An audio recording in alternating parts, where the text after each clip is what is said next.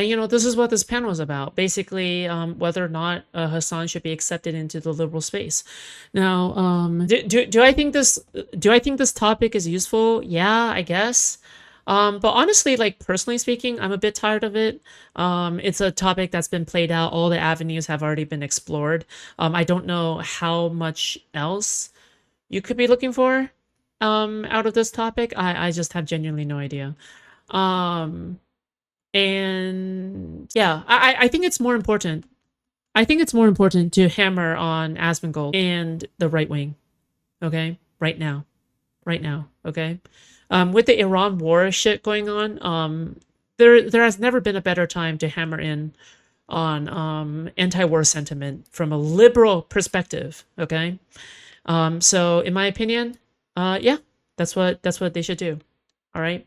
But otherwise, this will probably make for good content anyway. I fully agree with that. Anyway, let's take a look. Fucking things constantly, and Democrats are at an all-time fucking high right now because they're being retarded. The Strait of Hormuz, the whole shit in Iran, it is wildly unpopular, and that is what MAGA is pushing and doing right now. They're under Trump's pretty much direct order, and they're following every one of his whims. I feel like we should clarify, because I think we're taking this in different ways. My guess is, like, in terms of like who's doing more harm to the Democratic Party, it sounded like Soypill's answer was like MAGA's obviously and clearly doing more harm to the entire country, and like Democrats in general, and like Republicans, like all the citizens. But in terms of a question of like who's doing more specific harm to like the Democratic Party, I think it's a bit different. I feel like there's two different kind of ways that you can read that question. Yeah, we're not talking about like democracy, right? We're just talking about like the party, which I would say Hasan is doing more harm technically. And MAGA is actually kind of helping out right now by eating itself. I think this is like bearing the lead where it's like, well, if the people who have ideals that are completely antithetical and want to subvert the Democratic Party, and specifically I'm talking about MAGA in that sense, I know that can apply to both, are doing a bad job, then therefore they're less harmful. Like maybe in the ultimate sense, because they're doing a bad job, they'll help us win the midterms. But I don't think this is, it depends like why you're measuring this, how you're measuring this. Like very clearly, it's not phrased in such a way that you would think, oh yeah, like MAGA is good for the Democrats. It's, oh, MAGA's awful and that's why we're succeeding. I think that's not really a good way of framing it. Also, is this like the beginning? Have we given intros? I'm sorry, I'm late. Wait, also an anti-Hasan panel without Hutch? What are you doing here? Yeah, we're not, like, I just wanted to kind of get into it. We're talking about the Hasan question. What should we do about Hasan? Should we work with him? Under what conditions? All these things. And I'm trying to spark. This is just, oh my God. You know what? I do blame Hasan derangement syndrome. It does exist. It just prevents like people I respect like Destiny from like actually like talking about issues or covering people that I believe should be covered. That's the issue with Hasan derangement syndrome, is that I just feel like then the discussion only becomes about Hasan, and I guess that's my issue. Discussion. So you guys actually talk instead of just kind of sit there and stare at each other. Very sad. I'll jump in. When do WYCK panels result in people just sitting there saying nothing? You know Yeah, what? really. I'm always worried at the back of my head that will happen. Okay, so I like to get to throw some wedges in there and try to get some disagreement going. So I want to bring like a different perspective than I've heard in these panels before, and I mentioned this to Ryan and to Soypill before, but I would argue because people don't agree with him exactly the way he's saying it. Yeah, even though he's saying the exact same thing as everybody else. the Classic Hutch. like lower echelon of political influencers and like the bottom Do you think YUCK washes the hoodie? Hell no. I wonder what kind of algae and bacteria is like growing in that petri dish of a hoodie. echelon of political influencers, people who are like organizing on a local level, people who are working for their local Democratic Party, they don't have the freedom of choice that people like you guys have. I cannot avoid my tankies. I have to. I wonder if like YUCK, I'm just being mean at this point, but like I wonder if YUCK like just, I don't know, maybe he has his like, maybe he has his room turned down to like -50 degrees or something. Work with them because they're in my neighborhood, they're in my locality, they're in my county, they Like, vote for my city councilman. And I have It's where he keeps Exodia. Oh, you're right. Okay. Yes, do not unleash the beast within. Oh God, I just threw up a little bit of my mouth. I have a constant problem, right, where I'm a local political organizer and I'm casting a really wide net and I'm trying to bring in as many like disengaged, low information voters to events and to elections as I possibly can, and I'm messaging to them and I'm trying to get them to come back, and inevitably a tanky disrupts this. They're just out there. They're just everywhere. I fucking hate them. And so like something that I think is really valuable as someone that like consumes a lot of political streamer media and like political influencer media is watching people like Steven go head to head with people who are on our far left and be a model of what their arguments are and what and like how to respond to those arguments, and giving like an example for people like me of what exactly is the right thing to do when you're like confronted with these people who have not. Wait, so this political organizer, does she like go and debate tankies during canvassing events, or like I just don't really get what could be helpful in the immediate, like in these situations. I just don't get what she could do. Like there's no way you have enough time to like debate them, right? Or whatever. That doesn't make much sense, right?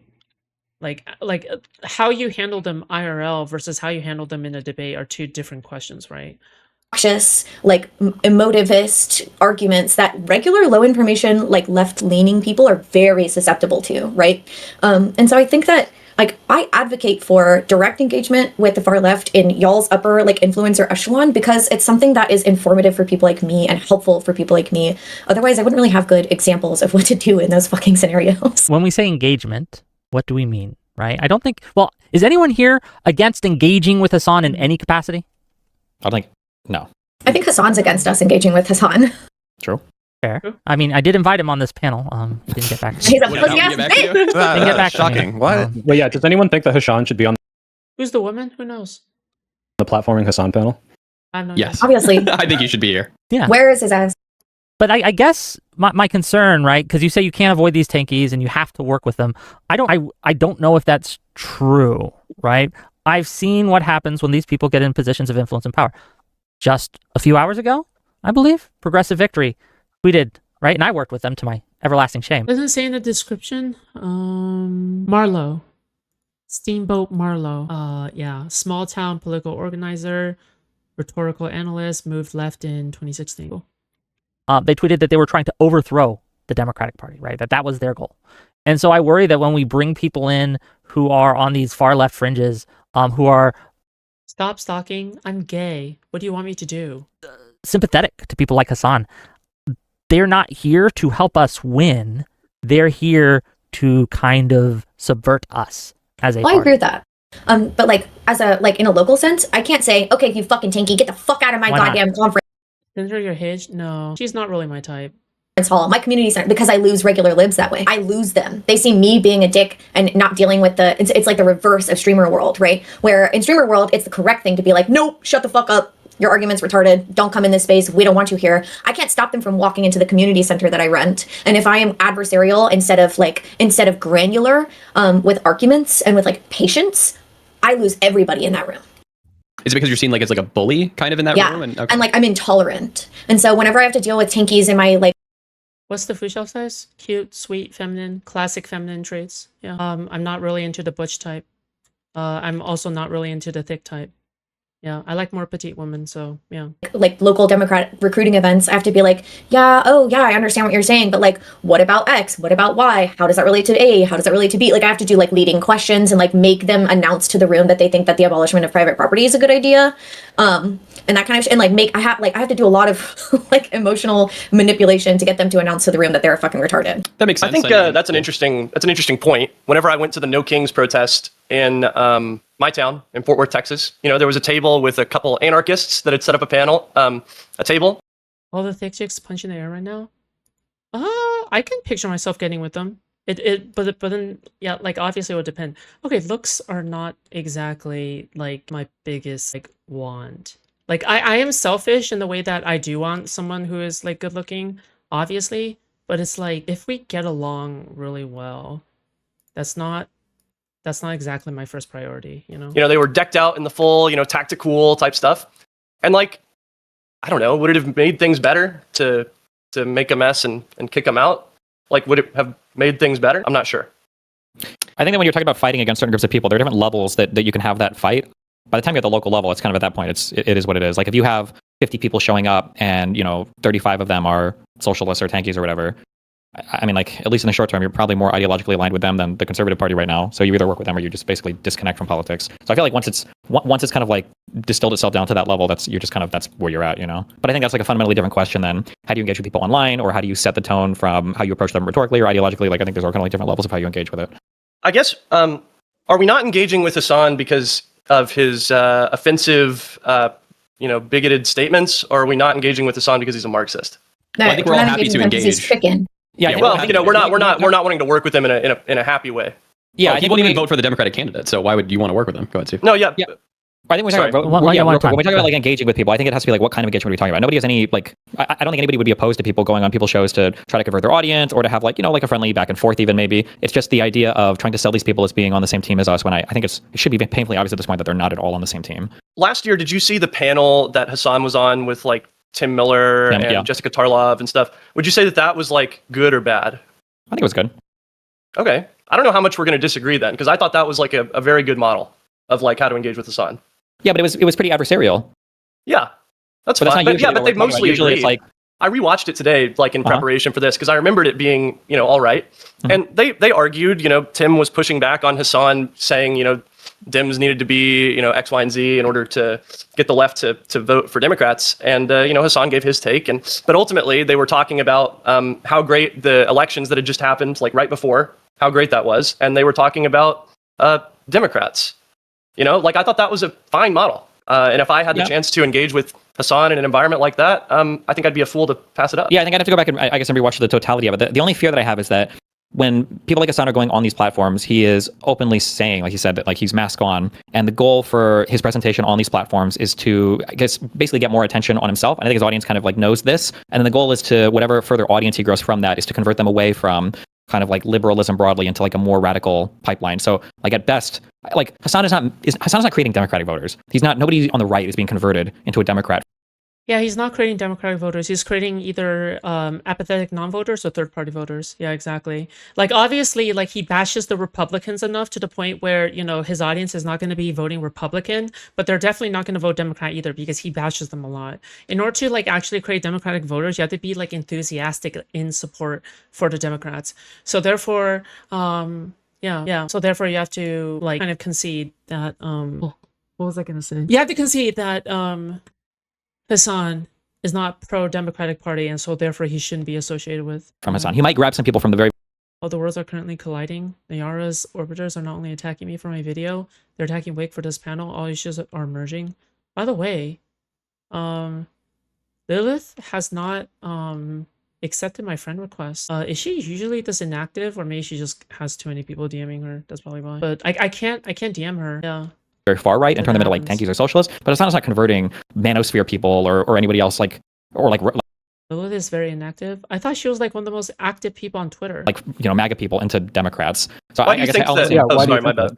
No, why do you think that, like, for instance, you couldn't convert a Hasan viewer into someone that supports the Democratic Party? Like, I have people in my community that used to be more hardcore socialists and are now, they vote for the Democratic Party. They might hold socialist views still, but they vote for Democrats. They're no longer. Was that what he was saying? I thought he was talking. Hasan doesn't do this. He was saying Hasan can't move a conservative. No. That's. He's saying, why can't I convert Hasan's audience? Why can't you convert Hasan's audience? It's hard, but the reason why it's so difficult is because the game is not equal. There are infinite numbers of liberals that will run the most hardcore defense for the socialists, and then on the socialist side, they will just openly and unabashedly try to fucking destroy every liberal they come across. I think it was Hasan and Mike from PA, and I don't know if it was FT Signify or some other guy. They were like ranking like the worst like right-wing people, and they put me as like S rank for like most right-wing person. Like, this is like, you're just like unhinged. I know that's just personal to me, but like you see this time and time and time again where the socialists are constantly shitting on and attacking the liberals, and I don't know how you're supposed to convert people in that environment. Like, look at the Kyle Kalinskis and everybody right now crying so much about like, why are we attacking the far left, guys? We got to go after MAGA. Why are we attacking the far left? It's like, we were all saying that around the election season. You guys are just saying that now to get heat off of you, but come election season, you guys are going to be attacking the liberals again. And mark my words, it will happen. Like, one of the yeah, it's really not just enough. Like, in my opinion, it's not just enough that you are endorsing Kamala. Okay, back then you have to be enthusiastically endorsing Kamala, right? You have to be enthusiastic about it, because if you're not enthusiastic about it, you're setting us up for failure. You're setting us up for destruction, right? You have to be, you absolutely have to be enthusiastic about your support for these candidates. Okay. because otherwise you are setting us up for failure. Because if people are not motivated enough to go out and vote, then you might as well just advocate for the other person, right? Frustrations I have with this whole conversation, right, is we, as liberals, right, as more liberal-leaning people, we are having this conversation and having this argument amongst ourselves is how much should we tolerate far-left influence or how much should we work with them? The far left isn't having this discussion. They're not arguing whether or not they should work with the liberals or they should accept liberals into their fold. Look, that's not true. Hasan and the lefties, are shitting on each other's audiences, discussing whether or not they should support Kat Abu-Ghazaleh for her comments on Taiwan, and whether or not that splits the progressive vote. Like, this is also a conversation that happens in left-wing circles. And yeah, and that's a waste of a time of a discussion, right, Soy? Like, the issue, Soypill, is that that's a waste of a time of a discussion. Like, that time could have been better spent bashing the Republicans. Like, why spend any of, like, unfortunately, this is kind of a zero-sum game. This isn't a game where everybody can benefit off of it. Because time is finite in the political, like, advocating world, right? The idea that it doesn't is absurd. Well, that's no, but they're not talking about They're not talking about working with liberals. They're talking about Radiant. Reminder: Nick Fuentes committed to vote blue no matter who before Hasan did. Well, we all know that you're a groiper, so that's not surprising. supporting a particular liberal candidate there. The fact that they're even having that liberals. debate. No, the fact that they're even having that's literally what that means. What do you mean? They're not saying should we participate in the Democratic primary or not. They're arguing about which candidate they should support. That's participating in the Democratic primary. Which candidate do I support? What do you mean? They're allowed to support. They are supporting it. That's why I'm saying they're not having an argument about whether or not, like, they want to be in this, like, liberal, the Democratic Party, like, trying to fight with and convert and do all that. Like, that is their position, is to be a part of this and then to try to, like, flip it and convert it and turn it into, like, a more socialist party, basically. How? Right, and they're doing what we're doing right now, which is, should we excise Kat Abu-Ghazaleh from the leftist movement because she said something about Yeah, and that's a waste of a time of a conversation. Taiwan we don't agree with. And the answer is, to at least what Hasan said to his audience, is absolutely not. They're trying to figure out if she's liberal, and if she is, they want to excise her. Yes, and then they're arguing about whether or not that's a good thing to do and if that causes them to lose power, which is what we are doing right now with Hasan, right? So the idea that these conversations don't happen on the left is absurd. Well, but also the point on whether or not like, we would excise anybody just comes down to broadly, like, would you support the party in the general election? Why is that? No, it doesn't, because we're talking about who to support in different elections. This is, like, kind of the whole point of the conversation. Obviously, there are moments where it's like, hey, look, like, Hasan's going to be a dipshit and tell his audience that it doesn't matter in the general election. But now that becomes a conversation of, okay, then what extent are we willing to work with him? You said, okay, you can do the Tim Miller thing. You can have him on. You can be adversarial. But you kind of gave me some flack for doing the PV panel. And in my view, this is supporting candidates that probably to some extent you might agree with. Some of them you wouldn't, and I wouldn't, and probably agree on probably 95% of those. So why is that necessarily bad? Well, here, so what I'm saying is that it's, generally speaking, the Democrats will support, like, a progressive candidate. I'm pretty sure if they win, like, a primary, like, generally speaking, that's going to happen. But on the progressive/socialist side, it seems like there's kind of an abandonment if they don't get their choice in the primaries on their candidate. And then all of the polling shows, the thing that hurts even more is that all of their polling shows that they're, like, really far removed from even where the moderate Democratic voter is these days. So the fact that they are basically saying it's all or nothing on our primaries for our candidates, and then we're going to become disengaged afterwards, and we're going to spend the entire primary attacking your party with as much vitriol as possible. Like, I thought it was really funny. I saw Mehdi Hasan tweet 2 days ago where he was like, where are all the anti-war protests against Trump? And it's like, good question, Mehdi. You're very close to figuring that one out. Like, they were only there for Kamala and Biden. Like, yeah, that's just a really... that whole panel I was on was anti-war against Trump, although a lot of them were just shitting on Israel. Because there are a bunch of Democratic anti-fans, right? I'm just calling them for who they truly are. Okay, lefties are Democratic anti-fans. Okay, they act in the same way as Jay Stelk and Creeman towards Destiny as they would towards the Democratic Party. They will find any kind of way to blame them, even if it means siding with Republicans, right? Even if it means changing your entire politics to spite Democrats. This is something that they constantly do. This is not a surprise. This is not something new, okay? This has been something that they have been doing this entire time. No matter what, they do the flowchart meme, right? Ultimately, I just think they're a waste of time. It's just a massive, massive waste of time. It's not good. Snarkdems, yeah. Snarkdems is also a good one. Good name for them. But like, why? Like, you're trying to appeal to anti-fans of the Democratic Party. They're not people who are committed to seeing the Democratic Party improve in any kind of way, ever. The point was we're anti what the government is doing right now. Not good. Sure, but not, like, in a way that is supportive of the Democratic Party. Like, the same people that are anti-war that then talk about, like, the duopoly or the two-party, the Democratic Party right now is kind of not opposing the war to the extent that the party or the progressives want them to. Like, they're just kind of saying, yeah, it's illegal, but maybe we'll have to discuss whether or not this is legitimate action, not... Wait, did he say the Democratic Party is not opposing the war, or hey, this is Wait, fundamentally hold on. wrong. That's why it's anti-democrat. But I mean, like, if you were opposed to the war, voting for Kamala would have not had us in this position. I agree, but True, that's not what the true. point of what I was saying was. You're saying, why are they shitting on Democrats? It's don't know because if I Democrats aren't providing a listened voice to for the it people that wrong, are anti-war right now. Or who knows? This line of thought is just a line of thought that no other sane political party would ever entertain. Like, you can't. There's no way that you would accept a group of people who campaign against your candidate in the primary for months and months and months, crying and screaming and baby raging, and then as soon as bad shit happens when the other guy wins, all the bad shit that our candidate said was going to happen, they then turn around and say, why aren't the Democrats doing anything about it, having a stronger stance about it? Like, Oh, that's sure, just, yeah. that's just, I that's think the left suicidal ideation people, to me. Like, well, don't get me wrong. The idea that people say, oh my God, Democrats are feckless, I'm not voting for them, you have to win my vote, and then complain when the Democrats don't have power to stop things, yeah, those are people are fucking stupid. But the idea that these people can help us get more progressive candidates that are anti-war and want to support those candidates, hey, maybe they're going to give up when their candidate doesn't win, and that sucks, and they're not even, they'll go further than that. They'll be negative, they'll detract and drive voter apathy, and that's fucking bad. That doesn't mean I should give up their help in the short term to get candidates that I want, right?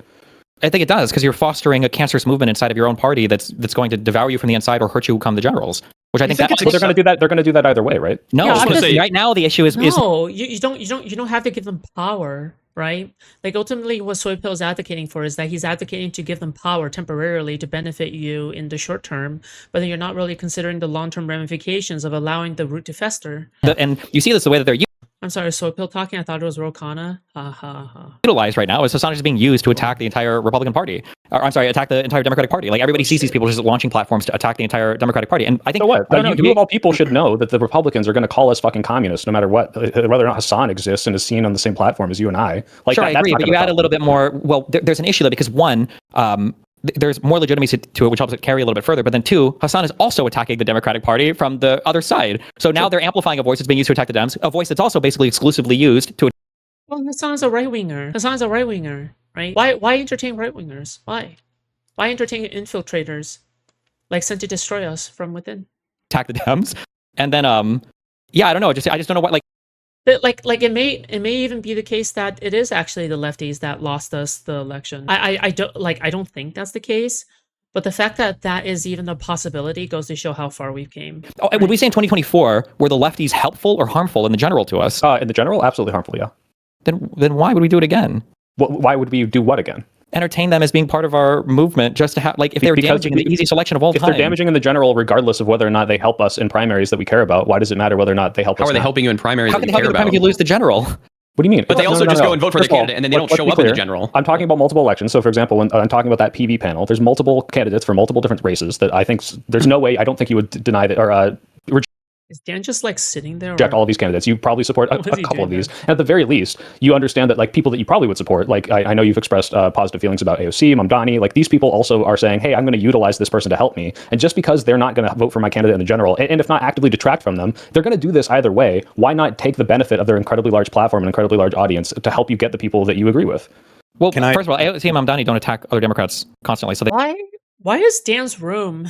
I'm assuming that's in his mansion, right? Because he has a mansion. Why does Dan's room look like the inside of Monterey Bay Aquarium? Does anybody else ask this question, or is it just me? They would pass whatever test. Yeah, neither do I, but they'll work with Hasan, is what I'm saying. Do you think that maybe I mean, agreeing distance a lot, agreeing both with of some of these people, these Oh, he's tankies, talking. might cause you to lose votes among people that vote at like twice the rate that they will, right? Like if you go and you capitulate to a typical Hasan viewer, right? There's going to be some, whatever that's. No, I don't. Well, it depends on what region you're talking about. That really depends on what state, what district you're talking about. But even in the more progressive regions, maybe that could be the case. Who knows? But going to be at that point, that viewpoint is going to be the same thing that is going to have senior citizens now having you lose that vote as you seem less centrist, essentially. Do we think that? Hold on, one at a time. Let's hear from Ryan. And also, let's not forget that young people kind of vote already predominantly Democratic, and they vote half as much as senior citizens. So essentially, Hasan's audience is primarily young men, and young men primarily moved away from the Democratic Party. And you can say, by the way, that's part in due to Hasan's driving of voter apathy. But if you think you can court any of those people, not Hasan, obviously you're not going to court Hasan, but the idea, like, look at the core movement, because I don't like these comparisons to Nick Fuentes. So you can't court Nick Fuentes' audience. The heart of Nick Fuentes' movement is anti-Jew, anti-anything but Christian nationalism. oh, come on, bro, you're so close, Soypill. You're so close. Anti-Jew, really? What's Hasan's movement about? right? But if you look at Hasan's audience, is the primary audience communism? Is the primary audience, like, let's subvert the Democrats? I'm glad you asked What that. does it say vote Dem in the midterms? I So want that's to hear gonna from be Dan. awesome. Dan, go ahead. You're glad he He's asked. so Go close, ahead. bro. I'm glad you asked He's so because close. to me, I feel like Hasan's audience is nothing. It's not even political. It's just a Che Guevara poster on the fucking wall. It's nothing to do with anything. Did America do something good? I'm against it. And that's it. That really is at the end of the day all there is. So there's no point negotiating with this type of a terrorist fucking audience that you're either going to vote Democrat or not. I don't even think. I need. Well, no, wait, Dan. I need to press on this because this might be true, and I don't have polling on this. But if you were to ask the average Hasan voter, like take the worst examples of what Hasan can be: pro-terrorist, anti-American, like dogmatically, and anti-Semitic. Do you think the Anti-Jew, yeah. majority of his audience is in line with this? Bad fashion, Meaning, questionable treatment of women, old enough to count, old enough to mount, says Hasan. in line with what? Do you think, like, if you were to ask the 60% of Hasan voters are like pro-Hezbollah? Yes. Okay, I fundamentally don't think so, and that might be selection bias on me. Like, I'm That is obviously just basing this off the people I know in real life that watch him and are fans. But I think when you look at the core They're at audience least of tolerant Hasan, of it, though, right? oh, absolutely, and then the Which is reason- also like- Hold on. Hasan has been on record. It's so funny because I was talking to someone about this earlier today. If you go through Hasan's old VODs and you search for lesser evil voter, Hasan has said this 100 times, and he says, I'm definitely a lesser evil voter. I would vote for Hamas. He says this over and over and over again. You can't really claim to be naive about the idea that his audience is going to be like, yeah, Hamas is better. I like Hamas. It's good. They're a good thing. They're the moral arbiter out in the Middle East. Like, this is something he has said ad nauseum. Quick question for Soypill. In the Michigan U.S. Senate election, the primary that's going on, do you think Hasan is going to campaign as hard for whoever wins that as he is right now for the Abdul El Sayed person? no. Okay, isn't that a terrible thing? Shouldn't they be campaigning just as hard? Yeah, in the general, they should be, but that Well, like, I doesn't would belie say- the fact that we should still use their support. If Hasan is this bad, I'm surprised my job even worked with him. Seems like a risk. Well, it sounds like some companies haven't even like done a background check. Okay. Also, UBI Gabby. I'm assuming you work at UBI Ubisoft, right? Not Universal Basic Income Gabby. Okay. Ubisoft Gabby. I'm assuming this is concerning Assassin's Creed Shadows. Oh, and then that's the promo that he did. Ah, gotcha. Of any candidate that we can get that we But both. I- See, I'm a detective. Can I jump in for a second, please? One at a time. Let's go. I want to hear from Ryan. Real quick, real quick. yeah, wait, I'll do this real quick. And then Real Ryan, quick. I wouldn't expect Hasan to campaign as hard in the general as they would for someone in the primary. That's fair. You support someone in the primary. It's when you're attacking everybody else that's going to the general. That's the issue, is what I say. But go ahead, Ryan. Okay, Ryan. please. Who is we in this discussion? Is we the Democratic Party? Is we the influencers?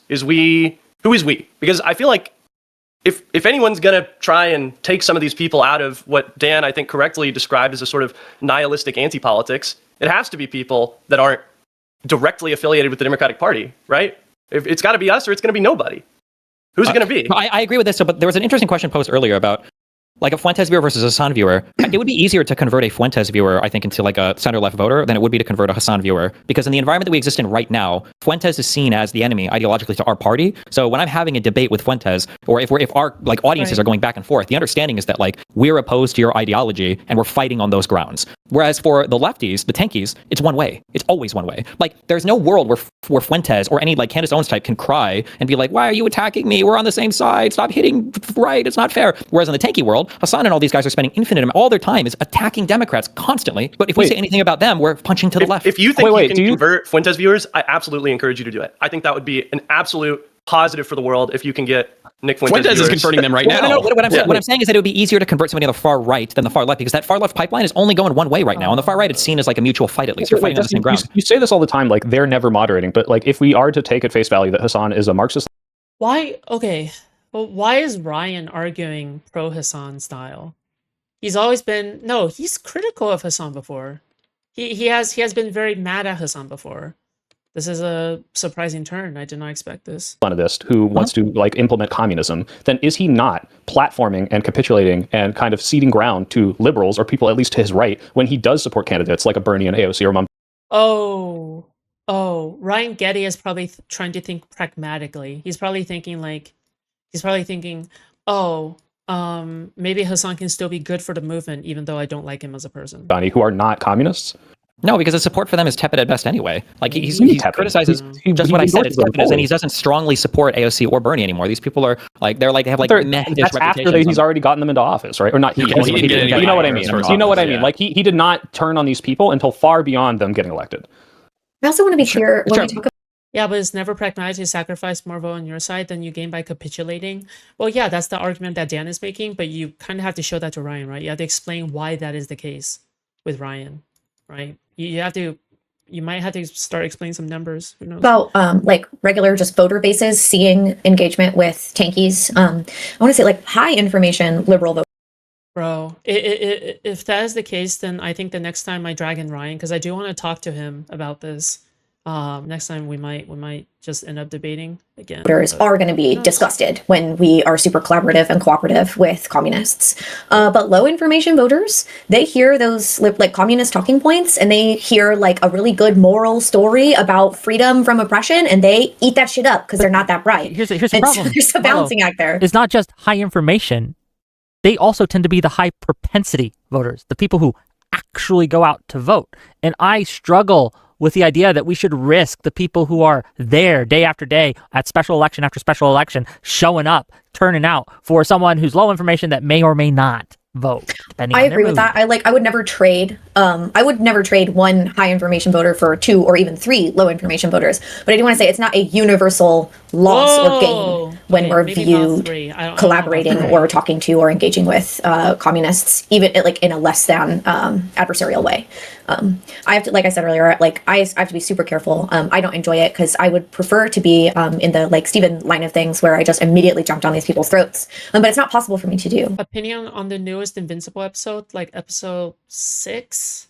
And I just wonder if like we could maybe get our high information voters on the same train as us to like agree that like, okay, we're not going to move left, but we need people in the center to understand that like we're not just being vitriolic. We have like principled stances against this problem. Again, the problem is when you let these people in, when you let the communists, the tanky types, the Hasan viewers in, a lot of them will simply subsume whatever organization that you are a part of. And I agree. I'd rather not have the victory as an example. Wick, I have a question for you. The guy who tweeted the PV thing that said they want to overturn the Democratic DNC overthrow, he just donated $500 to my chat. Should I return it?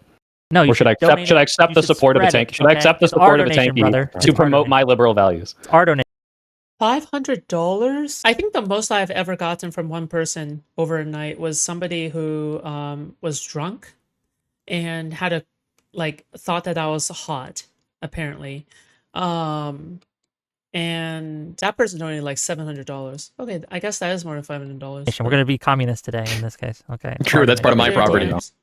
Okay, I believe you. Okay, exactly. Spread the wealth, redistribution. Okay. I just want to say earlier we were saying that Democrats aren't doing enough or talking enough right now. Each according to his means. I get about Trump and the Iran stuff, but we had 70 lawmakers go on Twitter and call for the 25th Amendment. I don't really know where you're. By the way, okay, we need to beat that $500. Okay, you guys should donate. Remember, I can't do this without you guys. Okay, this career is not possible without my wonderful, wonderful viewers. Okay. And their amazing paychecks, and their 9-to-5 jobs. All right. If you work a 9-to-5 job, all right, and you're a gray name, why are you still a gray name? That's my question. Okay. Why don't donate? After all, you're in here every day, right? After all, you're in here every day. You know, you're watching me. I provide entertainment for you, right? I'm practically doing this for free. Tipping us, it makes me want to donate. Okay, you pathetic sock demon, you absolute sentient amoeba, you one-celled organism, you arachnopod, octopus, squid-looking motherfucker. Okay, does that help? Are you gonna donate now? Looking, but Schumer was out there basically saying like Trump's a military moron and we're worse off now than when the Iran war started. I think Democrats are out there and they are talking about it. Yeah, they push the war resolutions, war powers resolutions. They don't own the House, they don't own the Senate. I think they're kind of just biding their time right now until midterms because they're doing really well. And if your enemy's making a mistake, don't speak. Is it appropriate to criticize Democrats like Gottheimer for being insufficiently opposed to this war? Was that the guy on Tim Miller? Yes. That guy needs to fucking... he needs to be shipped out. That guy's crazy. Yeah, I mean, I think so. But it's okay to criticize the Democratic Party sometimes. Democratic Party politicians. 100%. Whoa. Just a drink. A martini, shaken, not stirred. Watch the video. You're pretty creative, bro. Hey, thank you so much for the $10, 2-inch. Just a drink. Does 2-inch refer to your penis? Where is Sockton Incel? Peni? Oh, you got multiple penises. Thank you. Where's Sockton Incel? I think I banned him from the server. It's probably still on Kiwi Farms, talking about how he wants to essay woman if he could get away with it. Jesus Christ. But yeah, thank you guys so much for the 2 yellow donos. Misaki and 2. You just said 2 totally different things. Okay, I have no problem criticizing politicians. There are some Fetterman. Whoo, that guy is. Yeah, there are definitely He people votes most of the time, but yeah, sure. But there are huge difference between criticizing an individual versus like shitting on the party constantly. yeah, agreed. And people on the far left are never they're never having the conversation of like, what should we give to the liberals? It's literally all or nothing on everything. Like, you've got one of the funniest clips. I remember watching Austin and Hasan were watching Kamala Harris, and Kamala Harris was saying like, we need to call for an immediate ceasefire in Gaza to get this war stopped. So we can, and Austin was like happy for a second because he didn't get the Hasan talking points, and then Hasan was like, oh, it's just another temporary ceasefire. Like, this isn't even going to be permanent. They're probably not going to do. And it's like, nothing is good enough for these people. You can never capitulate enough to them. They're always using these issues. They don't care about Israel-Palestine. They just use it as an issue to attack the left, and that's all they do. Like, the idea of keeping a coalition like that together is like impossible when it's always one way, and it is with these people. It's always one way. Wait, why does it? Wait, hold on. I want to address that because you keep saying it's only one way, but you did address and kind of acknowledge the point that clearly Hasan and definitely his audience is in some way moderating their more radical beliefs, or at least Hasan's more radical beliefs, to support progressive candidates that are left, of liberals, but like are still in the liberal coalition that still want social democracy. So like, you're talking about the furthest left people in the entire party. They're using these as anchor points to pipeline people to radical ideology. That's it. They're not who like. cares if we both want that? No, because we don't want that. What? No, we don't want that. What?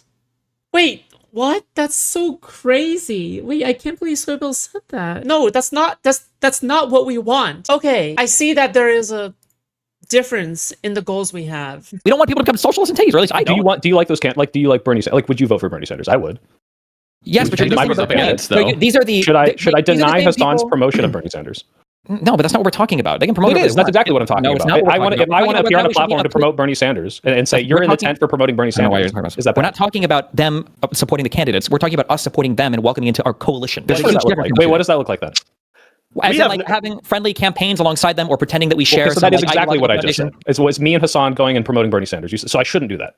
Well, hold on. Wait, hold on. You opened that thing saying, should Bernie Sanders not accept the support from Hasan Piker? And then I moved on. Okay, should me and Hasan appear on a panel promoting Bernie Sanders? That's not okay. I would say that appearing on a panel with somebody with a massive ideological opposition to you and pretending otherwise, I think is generally bad. I would say generally speaking, yes. What does pretending otherwise look like? Because I think you're not emphasizing your disagreements. You're only going there just to talk about like some superficial agreements you have. It's not superficial. It's we both want this candidate who's promoting progressive values. That's not superficial. That's core to my ideology. And I'm still allowed to say, hey, I think this, like, by the way, I'm not trying to like play defense for the things that we all agree with, which is Hasan supports terrorist groups. Go ahead. Would you do friendly panels with Nick Fuentes right now? Because I already addressed this. The answer is no. And the answer is because his audience is fundamentally, and the core of his movement is fundamentally opposed to me. And I don't believe that but I don't believe Hasan's audience is fundamentally opposed to me. Hold on. No. Stop. Soypill. If Nick Fuentes endorses the Democratic candidate coming up, and he already did. He's like, let me finish. He's going to have done more to help Democrats than Hasan did. It's true. You understand that, correct? I don't. You don't? If you think that Hasan did a full-throated endorsement of the Democrat in the primary and Nick Fuentes did, do you think more of Nick Fuentes' audiences would vote for the Democrat? No, but probably more of Nick Fuentes' audience would not vote for Republicans, which counts in some sense as votes for Democrats. Well, I think it would be easier to radicalize a Fuentes viewer to vote against whatever the next Republican candidate is than it would be to mobilize like a Hasan viewer to vote for like an establishment Dem. Someone they don't care about. Yeah. The vibe. Whoa, dude, have you The thing is like, have you ever heard like a lefty talk about Democrats? It is like with the most vile, venomous attitude ever. Like, it is with such fervent hatred. It is with absolutely insane, fervent hatred. I have never seen that ever outside of neo-Nazis and Jews. Okay, I've never seen a hatred like that before. Okay, it is like some of the most craziest fervent hatred, the most cult-like, the most insane. But that I got. Really? Assuming Fuentes stays on the same road. Yeah, now, like Fuentes isn't a good faith actor. I don't believe, right? I don't think that we can trust him. Wait, what do you mean? No, I think he's pretty honest about what he means. Because like Nick Fuentes is his entire movement is fundamentally anti-democratic, anti anything but Christian nationalism, right? Versus anything on the West. Hasan is anti-West. Hasan is pro-terrorist. Hasan is like an ML, right? And yet, if you go into his audience, when you accuse him of being a commie anti-Semite, the reason that a majority of people start defending him is not because they're like all gaslighting you. It's because a majority of them are part of this like progressive, like, oh, I want to just like be anti-establishment and move the country further left. And there are tankies and there are communists, but I'm not really sympathetic or understanding of the idea that he has this like big communist movement. Like I I'm don't pretty see sure that that if you were to go to way. Hasan's chat and accuse him of being anti-Semitic, they would laugh and put Pepe the Frog and say like, so what? I don't think that they would. I don't think they would like fight valiantly against that claim, or they would just accuse you of being a Zionist misdirector. It's just insane to me that you would think that more Nick Fuentes people would be beneficial in the fact that, yeah, maybe they wouldn't vote Republican, but you don't think that if Hasan was like enthusiastically mobilizing his audience for the Democrat, But that he this wouldn't wouldn't. get a bunch of, I didn't say this is a hypothetical in which he would do this, and this is about his audience, and you guys are rejecting the idea that his audience would listen to him. Oh, well, no, wait, hold on. No, I would agree with you there, but this is not Okay. hypothetical. I'm sorry, I didn't hear this, but Hasan will never mobilize his audience for the job. Sure, and I don't think he will. Okay, cool. But as long as we But acknowledge that his wasn't what you audience, said will originally, probably... but okay. No, that's what I was saying. I was saying that he would be more of a benefit. What did you say, Wick? The hypothetical is like if you got one over the other, like obviously Hasan's audience is primarily going to be better. And when you bring up like, would you go on a platform with Nick Fuentes? It's like, well, Nick Fuentes doesn't have an audience that I can win over. Nick Fuentes' audience is fundamentally anti everything I stand for, and I don't think that's the case with Hasan. And that's what is important when you talk about these influencers. Do you stand for America and democracy? Yeah, but then Hasan fundamentally and his audience fundamentally are against what you stand for. I'm not convinced. I mean, you can show me otherwise, baby. That's why I said I'm not polling on this. But like, this is just not my experience. Like, I don't. He literally says he's a Marxist-Leninist.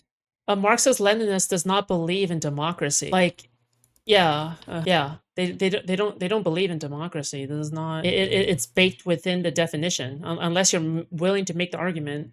Unless you're willing to make the argument that this is like some kind of exception, or this is a pro-democracy Marxist-Leninist, in which you would have to show examples for, right? But if somebody describes themselves as a Marxist-Leninist, they have to be anti-democracy because by default they're talking about the vanguard party. They are pro-vanguard party. That's what they're into, the vanguard party. Okay, the vanguard party is the one party that does everything their own way, right? The Bolsheviks, right? The CCP, right? Kim Jong-un, right? These are all vanguard parties. Right? These are all vanguard parties. The Central Committee. Get me wrong. I see a lot of anti-Semitism in Hasan's chat. I do see the tankies in Hasan's chat. I'm not fundamentally convinced that this is the core of his movement, even if he What are you doing, RuneScape? I'm doing Big Game Hunter. is. And we can agree on that. I've met a lot of Hell Hasan yeah. fans in real life. fun. I've met a lot of Hasan fans in real life. I've never met a Marxist-Leninist in real life. I think you have to be careful when we're grouping fans. What? Okay. Here's the thing. Okay. In real life, a lot of Hasan fans are not going to be Marxist-Leninists. Okay, they're not going to be thinking too deeply about it. The most terminally online fans of Hasan are going to be Marxist-Leninists. Okay, they don't go outside. These people do not go outside. All right, but Hasan himself, he's a Marxist-Leninist, and he tries to push Marxist-Leninism. Okay, he himself is that. Right? People too, because like when we say like the majority of people that watch Hasan, there's two groups we can be talking about, or three maybe. The first group is like the stream viewers. These are your ardent supporters. These are your like most diehard fans. These are the ones that I think are like not going to be supportive of the Democratic Party. But if you go like broader and you look at like college students who have like heard of Hasan, I don't know if things have changed much in the past 10 years, but like I remember on fucking dating in fucking California that if somebody says they're socialist, if you talk to them for like 2 seconds, they're basically just like a liberal that wants like more government shit. My guess is the majority of people that watch Hasan like on Instagram Reels or have like seen a couple videos are probably in that group of just like liberals, right? Okay. Or they're like far left liberals would be my guess. But those are not the people on Hasan's stream, which is a different audience. And Hasan is trying to take all those like. So he just doesn't want to get it. At this point, I don't care what he thinks on the topic anymore. Ignorance is bliss. Speaking of those liberals and try to move them like down the like tanky pipeline, like that's his goal. Sure. Hasn't he literally said this in clips? I think I just remain a little confused why we think that it's impossible for it to go like multiple times the other way. Like, why do we? I watched your stream with Francis Fukuyama yesterday, and I have to say I left like a little depressed because you and Francis Fukuyama, frankly, both seemed a little dismal about the possibility of like really convincing people that liberalism is a good thing on the merits. Because nobody has any strong. Because wait, hold on. This is something that even Ryan himself agrees with. This is something that even Ryan himself agrees with, right? Liberalism in of itself is not exciting. It's not an exciting concept for people. People don't think of liberalism and they think of, wow, this is great, right? Like, liberalism ultimately represents the status quo. He understands this. Defenses of liberalism anymore. The right is fully authoritarian out of their fucking mind. And then that's why we have to do it. Yeah, but it's not. But Hasan is not a liberal, and we're spending all the time on the left trying to figure out if we should court MAGA light on the left, and there are no. You can't even come up and defend anything on the center left. A defense of Harris or Biden is a joke. You look like a loser doing it. Anybody that's on Hasan's team, and even like a lot of like just younger people or people that are online who are these populist people, the Epstein class, people like Ro Khanna push this idea, is all the liberals. Everybody thinks like Nancy Pelosi was a corrupt inside trader. Like everything is like fucked on the center left. And so instead of even, I think this all plays into the argument of like, do we court these people? It's like instead of ever building out a asking for an incremental change in a time of extremists is a tough sell. Exactly. It's a very, very, very because when there's so much extremism going on, the last thing people want is steadiness. Okay, people want to see extreme fighting extremes. All right, isn't that the idea that Hasan tries to sell to his audience? Is that he says that he gets to be the person who is extreme, right? Like extreme back to them, essentially. Right? Like that's the idea that he's literally trying to sell. Strong center-left identity. The center left just eats itself and then talks about having to court the far left that has no two-way street with the center left. And then so you get people like Hasan who are talking about the duopoly, the two-party system that is all the same. And then the New York Times or center-left libs are writing hit pieces on Gavin Newsom. And it's like, what the fuck is happening? There is no like liberal representation anywhere. And again, anyone who is saying that the Democrats are struggling or failing or not doing enough, etc., we are putting up win after win after win after win at the ballot box. Like we've flipped 31 seats now, 30 seats number. now, Somewhere right? around there, like yeah. the idea that the Democrats aren't doing a phenomenal job, right, with what they have, is amazingly out of touch. And this is the insidious nature, I think, of courting Hasan or playing nice with Hasan, etc. Just to be clear, not courting Hasan. I don't think anyone thinks that we're going to convince Hasan. But there are a lot of people who want to like kind of tolerate him within kind of the sphere. Maybe not you specifically, right? But there are people out there, I've seen them in my chat, right, who are advocating for that. The insidious nature of allowing that is it distorts reality, and you begin to hear so much that Democrats are flailing and failing from all sides that you begin to believe it, and that's just not true. Well, I don't know. Fundamentally, I just think that liberalism is a strong enough ideology and a convincing enough ideology to win people over. I think that's possible. I think you can win over a lot of people. Give me the pitch, right? I think if I have Ryan Getty on, I'm gonna ask him if he can give me the pitch for liberalism, okay? And how that's gonna appeal to Hasan's crowd. I want to know. I want to know how he is able to do it, because if he's able to do it, then he shouldn't be doing YouTube. He should be paid 7 digits. He should be paid 7 digits on behalf of the DNC. Okay? All right? If he's able to do it, then he should go pitch it to the DNC and get paid 7 digits. That's my opinion. People who see clips of Hasan on Instagram Reels, like Steven said, and say like, I am really mad about Israel. I am really mad about the fact that we don't have universal health care. I mean, whenever you watch Bernie and AOC, and even Hasan, whenever he gives speeches, the applause lines are not like class war now. The applause lines are not let's seize the means of production. The applause lines are, we need a right to universal health care. We need a right to a good paying job. This is a fundamentally liberal framing. I mean, sometimes the applause line is sometimes the applause line is, hey, if you call these senators. No, that's not enough. Okay. Yeah, he does, yes, he does talk about universal healthcare and whatever, but most of his stream is just absolute, vile hatred against Democrats. He spends all of his time talking about how horrible the Democrats are, right? Yes, he talks about universal healthcare, but he only talks about universal healthcare in the context that the Democrats have not done anything to implement it. Okay, understand? Yeah, he does talk about universal healthcare, but then he talks about how Democrats have failed in implementing universal healthcare. Yeah, he does talk about, how bad the Republicans are, but he also talks about how badly the Democrats have done against the Republicans to keep them out of power, essentially. Okay, so yes, he talks about all the issues that he talks about all the issues. Okay, he talks about all the issues that you are talking about, but it just so happens that he frames every single issue that he talks about in a lens where he says that the Democrats are not able to do fucking anything, which is obviously something the enemy would say, right? Threaten them. They're not going to run for re-election. So sometimes the applause line comes after that. Yeah? No, I've never seen Bernie Sanders do that, ever. Oh, I've seen Hasan do that. Do the what line? at The applaud- Hasan at a rally with Taylor Lorenz, basically going on and stating that, like, you know what, when you call and you say, I fucking hate you guys, and you know I have an AR-15, and you know what, that guy, he's not running for re-election now because the people made those calls. That's the type of stuff that's happening there. I don't well, that does happen. So I think you're both right, but I think what happens is that when Hasan is in front of larger audiences, so when he's got his like PR firm that's connecting him with either weird guys or women that want to bang him that are right.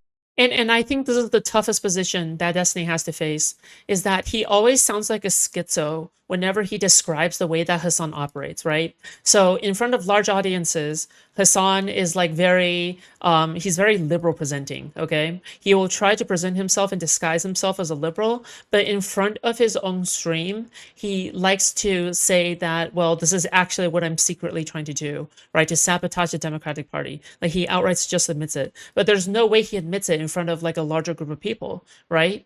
And if you try to describe something like that, you sound like a schizo. Like, that's the issue, isn't it? Is that, like, you can tell, like, Ryan Getty, oh yeah, by the way, this is what Hasan does, right? But I bet that, you know, a lot of normies would be like, okay, you're being conspiratorial right now, right? You're imagining things. You're being conspiratorial. You're imagining things. He doesn't actually believe this. You sound ridiculous, right? Yeah, that's why it's a hard job to try to convince people that, like, you're right on Hasan, because you sound like a schizo. Yeah. These really weird glaze pieces about him. When Hasan is on those platforms, that's like Hasan at his most like liberal friendly. His lib friendly version is trying to pull people in. But then when he gets mask on, right? them more on his platform, the goal is to radicalize them, right? Like, this is why do you think he feels the need to be lib friendly in those environments? Because that's how you To appeal pull to people people in. You're more mask on. Wait, but that's how the pipeline works. Hold on. I wonder if Ryan doesn't strike me as somebody who has been through Gamergate before. Ryan is too normie pilled to be familiar with Gamergate. But this is essentially what people have done during Gamergate. Like, they will start with video games and then they'll pipe them down to neo-Nazisms and the KKK, right? Like, this is something that's been well documented and well demonstrated, right? You would never be mask off in front of the gamer audience. You'll always be mask on until, like, they make it onto your more loyal viewer base. Then they tell you the truth, right? But yeah. Shaken, not stirred. Thanks for the content. Measly, thank you so much for $20. I appreciate that. Thank you for a donation. What's Gamergate? Wait, you're a woman who works in video game industry and you don't know what Gamergate is? That's actually kind of surprising. So Gamergate, all right? Gamergate is basically a movement from 2014 and 2015. All right, centered around hating women and hating minorities in video games. Okay, so during that period, a lot of social justice activists would be very active in terms of trying to push progressive themes in video games, right? Trans rights, women's rights, all of these kinds of things. Okay, they would try to push for as much diversity as possible, right? Yeah, and they tend to be pretty cringe with it. Okay. Fair enough, whatever, man. However, then the conservatives would backlash with this rhetoric, talking about how all these cringe feminists are trying to push female representation when we all know that women don't like belong in gaming spaces or whatever the fuck. And whenever there is a black main character or a woman main character, they will actually go and harass the developers, and they will go ahead and harass anybody who says that the game is good in any way, right? So basically they are like the original chuds of YouTube. And then through this, okay, and they made like hundreds of millions. Yeah, exactly. They made fuck tons of money, like millions and millions and millions and millions and millions of dollars. Okay, Milo Yiannopoulos came from Gamergate. Sargon of Akkad came from Gamergate. These people, you know, they have made it onto mainstream politics, and essentially they all started from hating, yeah, SFO2, Shurvataka2 as well, yeah, and they all started from all about complaining about women and black people in video games. It all started from there. And ever since that period, they have been funneled into the modern day neo-Nazis. Yep. I bet a lot of January 6ers and people in Proud Boys are like unironically Gamergaters back in the day, because they are old enough to be that. They are old enough to be that now. Yeah. Like in their 30s and whatever. Yeah. Like when I was doing all the rounds on the red pill shows, like there's like 50 million abhorrent things that these people are saying. I'm only fighting on like 10 of them, and then I'm trying to have a good time, and then people see me as like. So the right wing really caught a break back then, because like this is the opportunity that they were waiting for in terms of like trying to lure young men into becoming a lot more radical and right wing, and it worked. Yeah, I'm glad I didn't know about that. So Gamergate is pretty much the current anti-woke crowd. That's right. They are the direct. They are pretty much that. They are the direct derivative of the Gamergate crowd. Yeah, the direct derivative, which means that it is the original crowd, essentially. But they're still hanging on to that same rhetoric. And that's why they still espouse like really hateful things. And there's going to be a lot of people who try to rewrite Gamergate's history, and it's important that people don't rewrite Gamergate's history, because that's important. Yeah, in my opinion, because I think that if you try to rewrite this history, like they try to rewrite this history just like how Trump tries to rewrite history, right? Oh yeah, I actually did win the 2020 election. I actually did do X and Y, right? You cannot, like, yeah, you shouldn't allow them to rewrite history. The way that they rewrite history is that they will say that Gamergate is about Zoe Quinn, and about how it was about integrity in games journalism. But that is not true. That is a cover. That is a mask. Okay, that is the mask on that they have. Okay, that's mask on mode. Okay, mask off mode is we actually unironically hate women and we're all incels. And we hate black people too. That's the mask off mode, okay? Which is why that is important to understand in the context of Hasan. Hasan is essentially trying to do the same thing, except that he's coming from a left-wing aesthetic. Pretty reasonable, but then when they come to my platform, I'm obviously a lot more. SFO probably doesn't get enough shit here, to be honest, bro. Okay, you weren't around, okay, when SFO first built the bridge between me and him. But when I first connected with him, we argued so much about this shit. You have no idea. Okay? You have no idea. We would debate in here every week. Every week. When I start up stream, okay, we would debate about this stuff. And he would defend Sargon of Akkad. I would attack Sargon of Akkad. Okay? All right? And now he has lost his entire audience by having more of a left-wing slant on things. Okay? He probably knows deep down that I'm right in the end. Okay? He probably knows deep down. Okay? He'll just never admit it. Against a lot of these things, but that's like the goal of like converting people in that direction. But as far as I'm concerned, I never changed my position, but he has his. Okay, in my opinion, you can never do that to Hasan. Hasan won't let you do that on his platforms because they know that the game that they're playing is only one way. But you just said he goes on platforms where he has to moderate. Maybe he won't do it on his platform. Well, I changed my opinion if I just am correct, right? For him, but he's clearly then moderating and capitulating to liberal ideas because he knows he has to. So where is he now?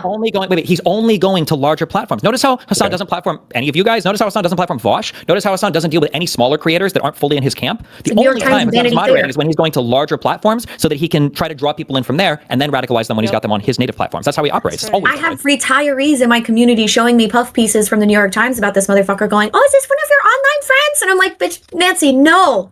Do not look at that shit. But like, I'm sure with you, like, what are your thoughts on that? The fact that Hasan doesn't platform smaller people that disagree with him. It's almost exclusively him going to larger assuming platforms. That's true. Like, yeah, that's one-sided, but that doesn't mean that we're not taking from him if he's going on larger audiences and he's somehow then going to bleed people off who are like, hey, what's like being taken from wait, Hasan? How do you ever but take from him? definitionally you can't because he's only going on larger platforms where he's mask on. Do you not think that by going on these larger platforms, I mean, even Tim Miller said this, there are Hasan viewers that watch Tim Miller. I don't know if Tim Miller's larger than Hasan, but they don't watch Tim Miller and think, oh, I hate this guy, I'm not a fan of him. It's, hey, like this guy says things I like. When Hasan goes on here, he talks about Hasan, I'm exposed to Tim Miller's ideas. No, viewers are watching Tim Miller and actively trying to court Tim over, and then anytime they have anybody that they disagree with on, they attack them. I'm so happy. Listen, okay. Dan feels like the person who has been roped along because his entire friend group got onto this new thing. You know when the friend group moves on to a new like hobby, not everybody is like as hyped or as excited for the new hobby, right? When the friend, like for example, if everybody goes rock climbing, like there's always that one motherfucker in the friend group who always goes like, I don't feel like doing rock climbing. I don't want to do it. I don't want to go rock climbing, right? Dan feels like that person, right? Mutin is more than happy to engage much more with politics, okay? He's doing a lot of research. He's doing a lot of reading. He is basically matching Steven's vibes now, right? Like he essentially has his own worldview, and which is identical to Steven's because obviously they've been together for a very long time. But Dan feels like the person who is just, I just want to hate Hasan. I don't want to delve into this politics shit all that much. But then he still tries anyway, right? He still tries anyway. And to his credit, okay, to his credit, it's not like he doesn't try, okay, but he just doesn't seem as enthusiastic as like Mr. Burton, basically. Vehemently. We saw this with Sarah Longwell on Twitter. Basically, it's just this online, it's just simply this online friend group that like is like participating in a new hobby that that not everybody's on board with. And yeah, she had a conversation with Tim where they had friendly disagreements, and they immediately went to Twitter and absolutely thrashed her and brought up like the most bad faith arguments that you could possibly bring up against her. And not just not just the audience, but all of the other people who are part of like the look at Dan. He's just sitting there aging. The tanky cult, right? Ryan Grimm was out there doing it. I don't know if Mehdi Hasan joined that. Taylor Lorenz was out there. There were a ton of those like big people who the pinball machine went off and they all started coming out to shit on Sarah Longwell. Yeah, that's just what they do. It's not surprising though. That's how social media works. Whenever Hasan says something dumb, I mean, everyone was complaining whenever Hasan talked about like what did he say on Jennifer Welch's podcast that JD Vance and Gavin Newsom are like there's no difference between them. Well, hold on. No, Hasan got a lot of defense for that comment as well. Keep in mind, the majority of the people on the far left don't think Hasan was electrocuting his fucking dog to keep it in frame. There were a lot of people that set up to defend Hasan on that. And also, Longwell got defense as well. Look at Jennifer Welch. I don't know how much she got. She's getting a little bit now because unfortunately, the only other organized group of people in this fucking country are the goddamn Jews. Okay, who have like taken to being anti-Hasan because of the anti-Semitic thing, which is annoying as fuck to me. But they're the only other organized people that do it. Dan just looks bored. He looks bored. So in that sense, there were people that have kind of. He looks like he's like, oh, there could be so much Hasan hating I could be doing outside of this panel right now. Come out on Hasan, but it's only on the anti-Semitism part. I don't think there's a similar bell you can ring. Wait, is this Tim Pool quote tweeting Ed Krasenstein? What the fuck, bro? Sorry, quote tweeting him in a positive light, by the way. That's insane to me. When liberals are getting attacked, especially by the far left, I think the easiest example of that is Chorus. Who stepped up to defend Brian Tyler Cohen or Chorus when Taylor Lorenz started digging into them on our bullshit Wired hit piece? All of us?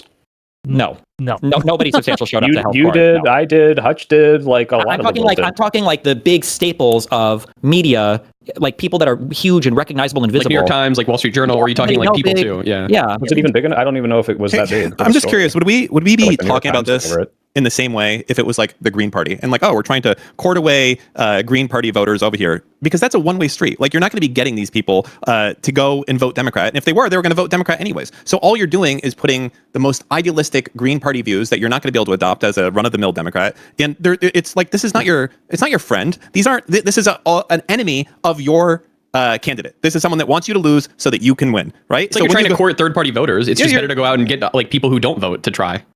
Yeah, well, here's my question, because we moved past this and I wanted to bring it up. And I know, by the way, this is not a criticism. I think it's a valid thing to do that seems to be the same thing on the other side. Do we platform never Trump Republicans who make it clear that they would never vote for Democrats other than to vote against Trump and yes, like any of the Democratic policies? You shouldn't. If they say we do. Dan, tell us why you say yes. Mr. Moten, tell us why you say you shouldn't. Okay. I think that you can be strategic about this both ways. Like right now, people be like, oh, are you happy? Now Republicans are using Hasan. I say, well, that's great, because one of the reasons that Clinton won was his Sister Souljah moment, where he came out and he showed himself to be a centrist, a moderate, as opposed to other people who weren't willing to rebuke Jesse Jackson at that moment. So Hasan can be a lightning rod to be like, listen, I'm not a fucking crazy lefty that's going to make you use 600 pronouns and shit in a kitty cat box when you go to school. That stuff's crazy. So he can still be a benefit to Democrats that are running in that case. So when you're saying, can you use a Republican that's never going to vote for MAGA or something? You absolutely can. You just have to be strategic when you do this to make sure that it's not emboldening the other party and helping your party in you winning, because winning is winning. That's it. It's the other day. So if you say, why should I? Wait, pause right there. If Hasan and I promote Bernie Sanders, I'm the smaller person. We're promoting a candidate. How is this emboldening Hasan? Can I augment this argument a little bit? The thing that's nice about Never Trump Republicans is there's no confusion about what they are. They're Republican. The problem with people like Hasan is that people think that they're like the problem with Hasan is that he lies. The same. Like, that's it. Like, think about Liz Cheney and Democrats. There's no confusion that Cheney was a Republican. There's only one group of people who attacked Democrats over platforming Liz Cheney. And it was It was the lefties. Tankies. The Republicans didn't say, "Oh, look, the Democrats are the same as us now that they've got never Trumpers on." They fucking hate the never Trumpers. Exactly. Yeah, wait, but yeah, the Exactly. Republicans shit on Liz Exactly. Cheney. The far lefties shit on Liz Cheney, and a lot of regular liberals also shit on the whole "let's court Dick and Liz Cheney." It was Yes, they driven did. by the far left. It was only because it was driven so much No, by the I far think you're left. vastly maybe online. No but one- you're vastly no one- underestimating hold the on. hate for Dick Cheney. Just that's to be existed for the clear, past 20 again, years, I and wanna ignoring the be fact that clear Liz with you. Cheney fundamentally votes against Democrats. Soypill. That's fine, but Liz Soypill, Cheney hold was on, the only Hasan, hold on. who was willing to be on the January 6th Commission. Right, and Her she's and, like, she's Soypill, not I need you to full-throated acknowledge MAGA. this. But Soypill, I I'm need saying, you but to people acknowledge knew where this. she was. Just real We quick. weren't pretending that Liz Cheney was a Democrat. Yeah. Yeah, And I just want to Hasan point is this out. pretending to like Bernie Sanders or You progressive understand candidate that we voted Liz for. He Cheney- pretends. They're not radical enough. Wait, He you says suck that. at moderating. They Be louder. don't listen to me. No one listens to me. Be louder. okay? What But that's part of the charm. Soypill. Yep. Liz Cheney did more to help or to fight Thanks, against Dan. Trump than Kyle Kalinske did. She did more to fight against Trump than Hasan did. She did more to fight against Trump than any of the lefties who attacked her. Right? You understand that at a fundamental level, correct? Yeah.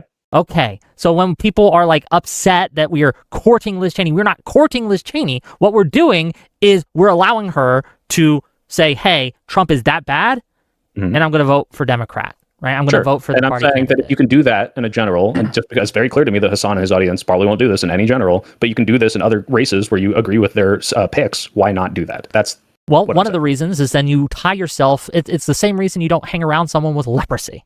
You might get leprosy. And look at the way that they're attacking him, thankfully, on CNN, Wait, what? MSM, like the Fox News, all these channels, mainstream media. Like anyone who's going to be great. working with Hasan is going to catch leprosy, right? So they're going to be able to effectively tie you and whatever cause that you want to win to him, and it's not Okay. going to be effective. And you think that's more Leprosy is a chronic curable bacterial infection that primarily damages the skin, peripheral nerves, eyes, and upper respiratory tract. Okay, I don't. Why is this the example being used? Okay, whatever. I'm over it. poison than winning his audience over? Like, if I saw data I don't on think that, we can win his audience over in any real way. But I when don't- are you, okay, when can are I- you winning his audience over? I don't when understand. they're voting for candidates that I want them to vote for. Yeah, but they're going to But do it's that only anyways. the candidates they want Are to they? vote for. It's only the They're not candidates they voting want for to vote candidates. for. They're never voting for candidates It's you want to their vote for. They're candidate. voting for candidates that they want to vote for. Yeah, If you and want to vote for sometimes, sometimes I want to vote for those candidates, and I'm willing to combine And that's fine, platforms but you're and work not together winning to them promote over to that. your side at that point. They're not I'm not coming to convinced you. that They're free riders. Yeah, I know you get Hasan you is, get but I'm nothing not convinced working that with him. You get happens. That nothing. his audience is this like immovable, Alright. intractable, I communist just- terrorist I- supporting I- like. I'd like I to just reject put something this- out here. Okay. Hold on, real Dan, quick here. then Ryan, go ahead. By appearing with Hasan and not challenging him and not pushing most of his insane stuff away, you are. Wait, Dan. Let's be clear. I'm No, not let saying Dan don't challenge finish. him. Let Oh Dan yeah, but finish. I want to make sure we're not Soypill, arguing stop. against the straw man. Ah, stop. Well, no, Dan, it's fine. go What ahead. are you trying to say? Be brief. I'm saying you can completely Be brief is crazy, bro. vehemently oppose this person and still Sure. appear on Okay, panels great. with them and not constantly be Yeah, adversarial. so I disagree with that because I think that by appearing on a panel with him, by not being adversarial, people are going to use it against you, and winning is winning. And at the end of the day, if you want to be winning, you have to appeal to old people and not to people like Hasan's audience, which are probably a portion of them are going to vote Democrat no matter what, and the rest of them we're not going All that Darkest Dungeon, you don't know what a leper is, though? Man, screw you. Okay, all I know is that he has a sickness and he just like goes. to no matter what. There's nothing to gain by giving them an inch. Who is SFO? Who is SFO? I'm so confused. Zero engagement. Good luck with that. Oh, sorry, I don't look at Twitch chat that often. I'm At sorry. all. There's nothing to gain, but there's a lot to lose because if you SFO is short for ad talk. say the wrong thing, if you don't push back on the wrong thing, then all of a sudden that's going to be played ad nauseum on Yeah, Democrats are good. It's like I'm hearing a guy who has a speech. Yeah, you don't have to explain it to me, okay? Explain it to Soypill. fucking CNN, and they're going to be like, I'm sorry, Mr. Saltman, when you were here in this Hasan Piker panel, and he said that Israel should be annihilated, and you just nodded your head. So do you believe that? Is that something that you're big Okay, about? And sure. that's the reason. There's nothing to gain, everything to lose. But I'm not saying if I appear on a thing where we're both promoting like a Bernie Sanders Leprosy is a disease that causes your body to flex and get stuck in weird ways. That's why lepers look like zombies. That sounds sick, dude. and Hasan says, let's annihilate Israel, that you shouldn't push back on that. Yeah, So but I mean, that's probably not great. Problem Yeah. is that when He'll never Hasan, stay on that platform. Hasan, Yeah. when you talk to him, like, I don't know, did you watch when Hasan was doing his little rally with Abdul Sayed? And I'll tell you, when they're in the bus together, the entirety of that bus ride, all they talked about was Israel. That's it. This is supposed to be a guy just running for senator of Michigan. You'd expect to hear like, oh, how are we going to bring back fucking... Oh my, good point. Yeah, okay, good example. You know, when it comes to hating Hasan, Dan really pulls through. Fuck me. auto manufacturing or make things more affordable. Make it was Detroit just great Israel. again. It was all about Israel. The entire car ride, okay, of this was based around that. And I just think that engaging in that, if you want to be taken seriously and you want to win, by sitting there and engaging, it's going to be used against you, and it's going to cause you votes, and you're not going to win. And winning is winning. And I think that if Democrats want to win, they should do winning moves. And a winning move is not sitting around with a loser that's going to be fucking baggage and fuck you over later on in life. That's it. So I think you should avoid this. And I'll concede this, and I just want to be clear. If you can show me data that working with this person is costing us more votes than helping, obviously, I'm not going to do it. Now, that just remains to be demonstrated to me. But go ahead, Ryan. Ryan. I just think... Ryan, go ahead. I think... Does there have to be data, dude? Isn't it fucking obvious? I hate the idea, like, oh yeah, there has to be data for this. Like, bro, what? What are you on about? Like, Dan just brought up an example of Hasan spending extremely valuable time talking about how, we need to do something about Israel and Palestine. Like, dude, what are we on about right now? Like, what are we doing here, man? When we're talking about politicians, it is like, just not my... it's not my position to say to know what is going to be the most unless you want to contend with that, but then fine, I guess. Electorally optimal thing to do. Abdul El-Sayed clearly thinks that working with Hasan is going to be electorally optimal for him to do. He clearly does, or he wouldn't be doing it, right? Well, he's in distant third. I think it was his only option. Just because a potential politician could do it means that it is a good idea. Wow, infallible logic. It's just like, I don't know. I don't know if I can agree with this one. He was like, I got to do something here because otherwise I'm going to get fucking. He's like, let's see. I think that's probably true because if I was a political consultant, I would not recommend appearing with Hasan. I'd recommend if you had appeared with Hasan in the past, you take the Mamdani strategy and you disavow on stage if you're asked. Keep moving. But so I agree. Oh, go ahead, Ryan. But Ryan, please. Whenever we're talking about influencers, which is I hate that term, but that's what we're trying to do. We're trying to influence people to have different political views. And we don't want the politicians to sully themselves by associating with Hasan.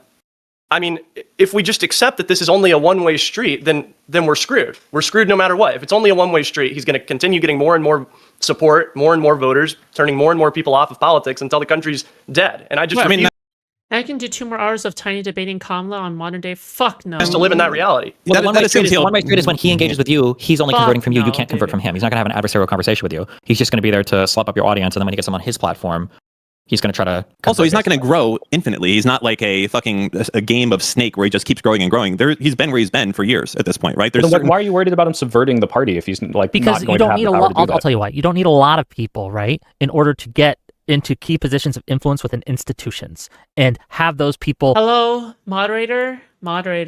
I'm kidding. He's on our side right now, but moderator. Portray Hasan as much larger than he is and have politicians or people with power and influence look at him and say, well, my staffers are all saying that this guy's the hot thing. This guy's the big ticket. Oh, he's got a puff piece in New York Times. Oh, Vanity Fair's talking about him. Oh, this site's talking about him. Like, well, maybe we should work with this guy. Maybe there's something there to it, right? You don't need a lot of people. And I don't think anyone can deny at this point that there is some kind of group pushing Hasan into the discourse. They're just pushing him, promoting him, trying to make him out to be stronger than he is. And you have to ask yourself, 1, why are they doing this? And 2, how can we stop it? Right? Wow. Well, first of all, that's based on the presupposition that we can stop this, and that you don't think we can. I don't think we can. One, I don't think we can because it has a lot of people that listen to him and enjoy his content, and like the idea that if we He's moderating, bro. Shut up. We all just came together and lived in the world where we can just excise this person completely, and now they're deplatformed on anything. Dan of all people is done the most to try to get this guy.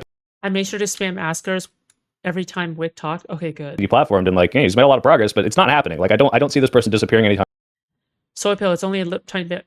Oh wait, you know what's the apt comparison of this? The apt comparison is Soypill going, well, what if we introduced a little bit of cancer to lose weight? That is the correct comparison. That's the correct comparison.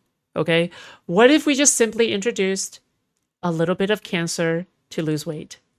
Soon. So the idea that all we have to do is just ignore them, will go away, or exercise them and constantly shit talk. It's that's clearly not happening. But 2, you talk about this is hurting us by associating with them at all. You mentioned the Abdul El-Sayed conversation in the car was fundamentally anti-Israel. Is that not the majority opinion of the Democratic base right now, which is 80%? If it works, it works. Ironically enough, it might. 80% anti-Israel, I think. Ryan, is that what you quoted to me earlier? This is capturing, unfortunately, or fortunately, depending on your view, what a lot of people are thinking about Israel. No. Most people are probably... You know what? I think that if you ask a bunch of people, would you be okay with getting cancer if it means losing 30 pounds?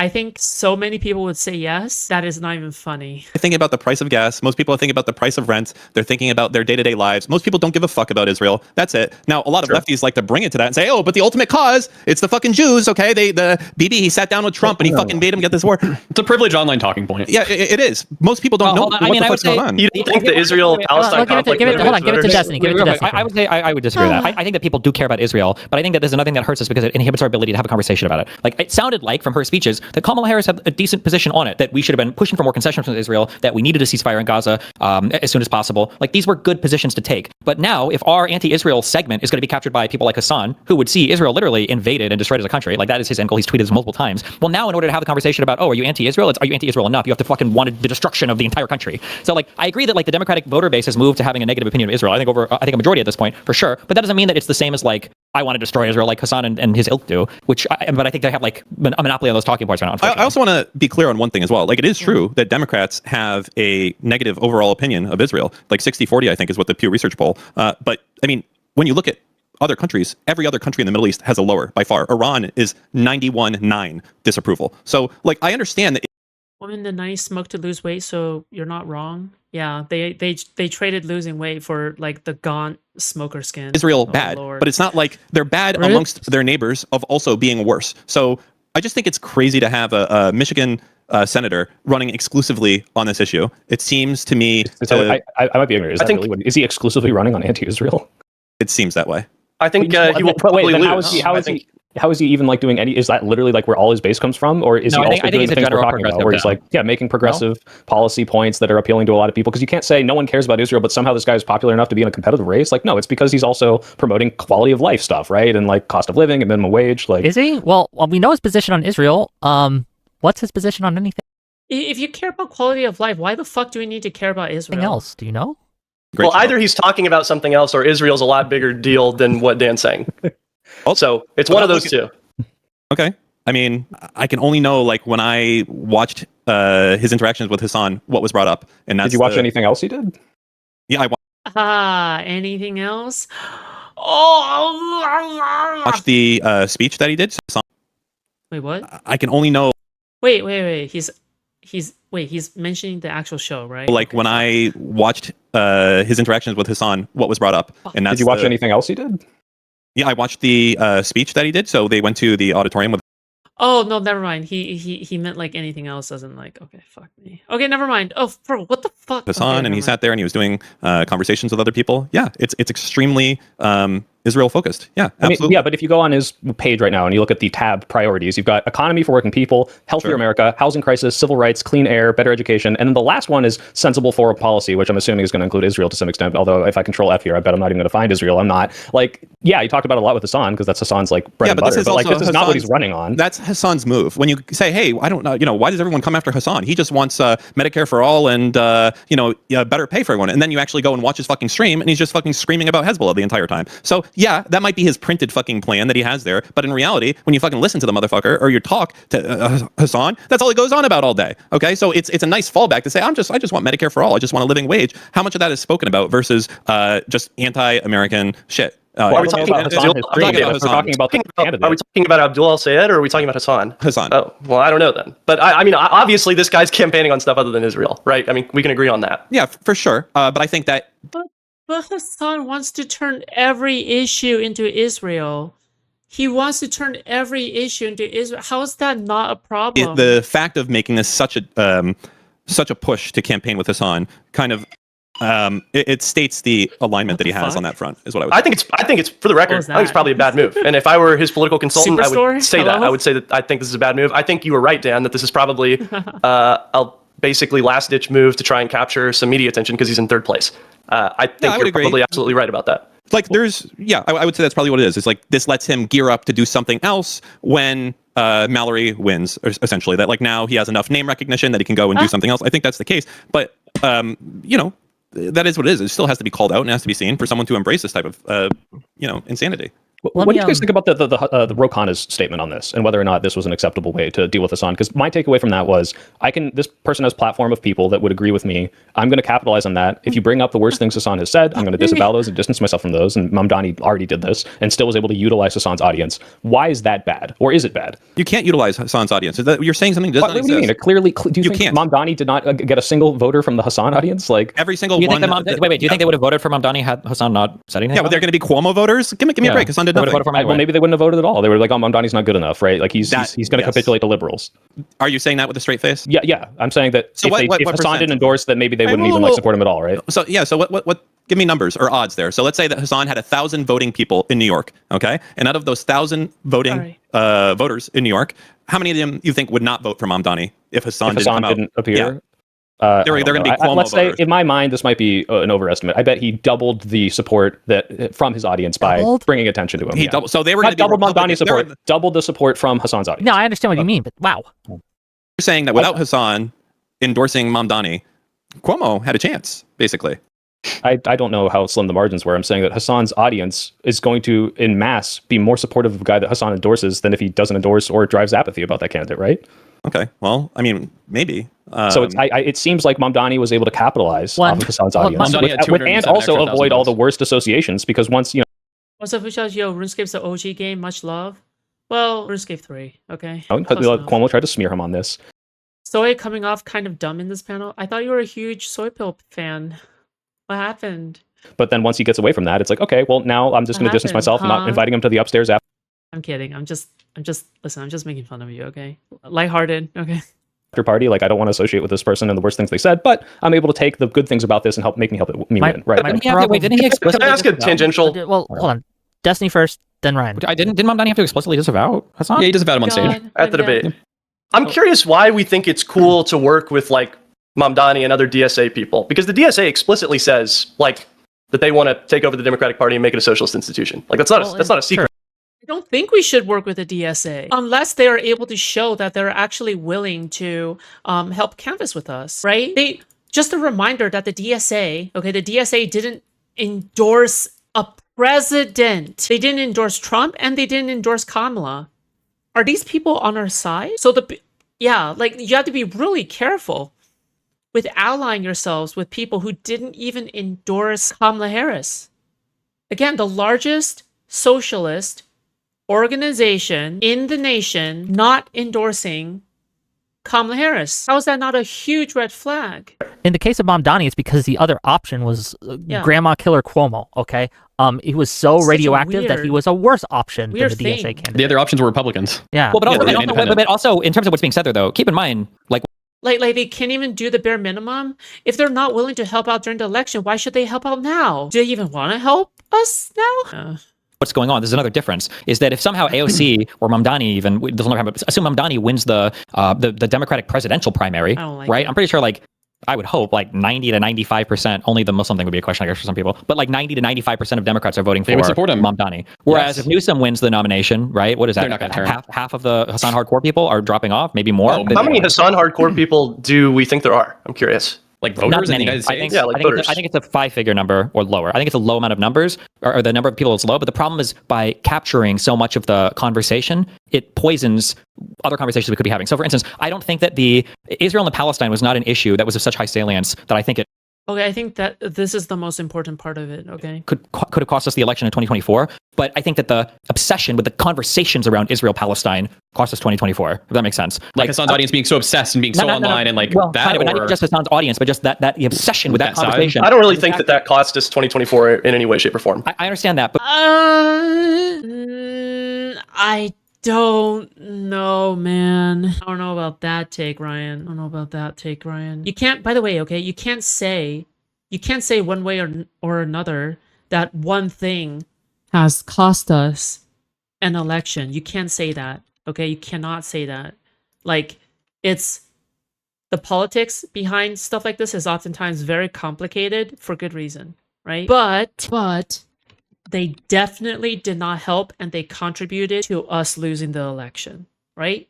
They contributed to some degree. You can argue that it's a large degree or a small degree. It doesn't matter, right? But you have to at least see that angle, right?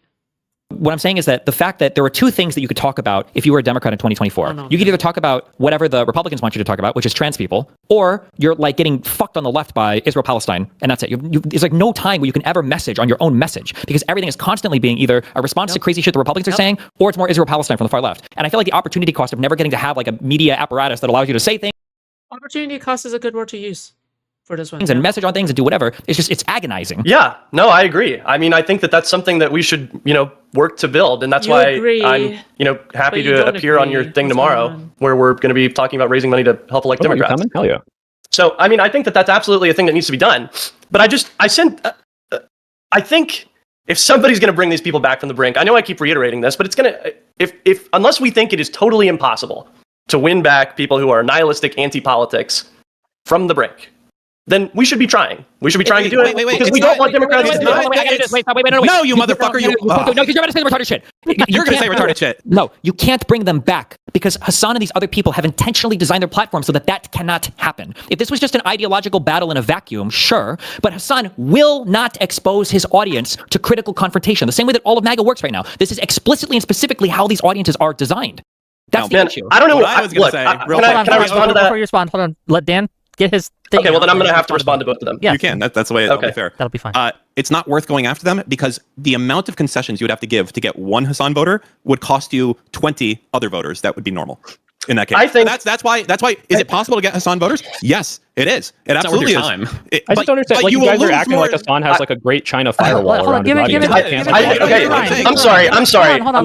Let Ryan go, please. I'm sorry. I never raise my voice on these things because I think it's obnoxious. But please, I think it's wrong to assume that Hasan has every person that has ever consumed his content. I won't even be like that. I think it's wrong to assume that Hasan has his audience in some sort of mason jar where they're bottled up and he can't get out. Now, that might be the case for the most dedicated stream viewers, but as we've already talked about, there's a lot of people who consume Hasan through Instagram Reels. When you say consume Hasan, what is it that you mean by that? Through these other ancillary means. I think that a lot of the people that watch Hasan casually, maybe not the people that watch every day for hours and hours and hours on stream, but the people who are exposed to his rhetoric in passing and like it and say, I'm really upset about Israel. I really want Medicare for all. Those people are absolutely winnable. And I don't think that he has those people locked up in some sort of mason jar where they're never seeing any other kind of content. They're winnable. You're right. No, you're right. But the problem is that we shouldn't be fighting over those people. We should be synergizing to capture those people. When the Republicans, what does that look like? It looks like Kyle Rittenhouse going on Joe Rogan's podcast, where they have a ton of ideological disagreements, but they're recruiting every single person they can to vote for Trump. Whereas if I'm fighting with Hasan, we're fighting over whether or not there should even be a support for the Democratic Party. And also just this idea of you're saying that, like, I don't believe he has this like lockbox on his viewership or whatever. This is how the media environment has worked for the past 5 years, is locking down your audience and your algorithm as much as possible. How many large figures, Emma Vigeland, Ryan Grimm, Sam Cedar, Taylor Lorenz, all of these weirdo, probably Mehdi Hasan, will literally tell you with a straight face that Hasan was not shucking his dog on stream. I don't even know if most people here even know or believe it, think that that's just a fucking meme. But it was true. This is like the most don't believe what's in front of your eyes ever in order to carry talking point. If the majority of his audience and the majority of the people on the far left over there can sell you that lie, how can we pretend that this is an audience that's readily converted into some ideology that they all view as being just real quick, please, before you respond, let me piggyback off this, and I do want to give it to Marlo because she's being very polite, right? But also because this is like a 7v2 panel, so I feel like Ryan and Soypill have to. I understand. They'll get their chance. Let me moderate my panel, Destiny. Well, you're not moderating right now. You're attacking them. You're participating. Shut up. I am doing both. Wick, I hate you, Wick. I just want you to let you know that. I hate you. I despise you, okay? I am filled with nothing but hatred in my heart for you. I am wearing two hats. Well, one hood, one hat. From hell's depths, I spit at thee. Destiny was pretty nice to me on this panel. I appreciated it, even though we disagree. Right. Yeah, that's true. He does know that it is a 7v2. I still want to debate you, though. Well, it's a tiny hat. You can't see. Love that the yarmulke, maybe. Anyway. Damn it, what was I fucking going to say? Marlo, go ahead. Total miss. So I think, so there's this pamphlet that I like to reference. There's a fellow named Lee McIntyre who wrote a pamphlet called On Disinformation. And basically the whole premise of the damn thing is that you cannot argue people out of opinions that they didn't argue themselves into, right? So this idea of MAGA and the far left both have this kind of maybe some other time. Bet. Cult belief system where they're not necessarily using reasonable means to defend their actual stances. Half the time their stances is just, it's all pathos and cult personality, right? And so I think that we are mistaken in any assumption that we make that the media apparatus, messaging, propaganda, any of that stuff is ever going to put a dent in a far leftist For hate's sake, I spit my last breath at thee. Yeah. like belief in things like Hasan. I was referencing Khan, the Wrath of Khan, okay? Or, you know, the I guess I'm just too much of a Star Trek nerd. You know, the CCP or whatever. And like that's why like I'm focused on like person to person stuff. And like it's genuinely the case that like people who are in each other's lives, who have rapport, who have social connections to each other, can shift. Okay, this is a little bit played out. Is there anything else to this panel, or is this about it? Like they're kind of going around in circles now, right? They've been talking about subversion for quite a significant time. Is there any more crash outs? Is there any more like angry rants? Is there any more quotes? Each other, right? And so like, I know this is a little bit of a pivot off, right? But if we're it gets worse. Yeah, but it's like we already circled the drain.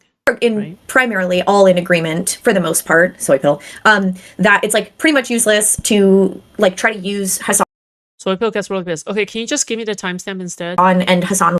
Wick brings up the fucking weather underground. Can you give me a time? Like characters to get our candidates elected. Please. And like I think it would be really cool to see like the liberal media apparatus organizing. It's the whole thing. Okay, never mind. I'm just gonna ignore Radiant. MVTT, just give me the timestamp. I'm just gonna ignore Radiant.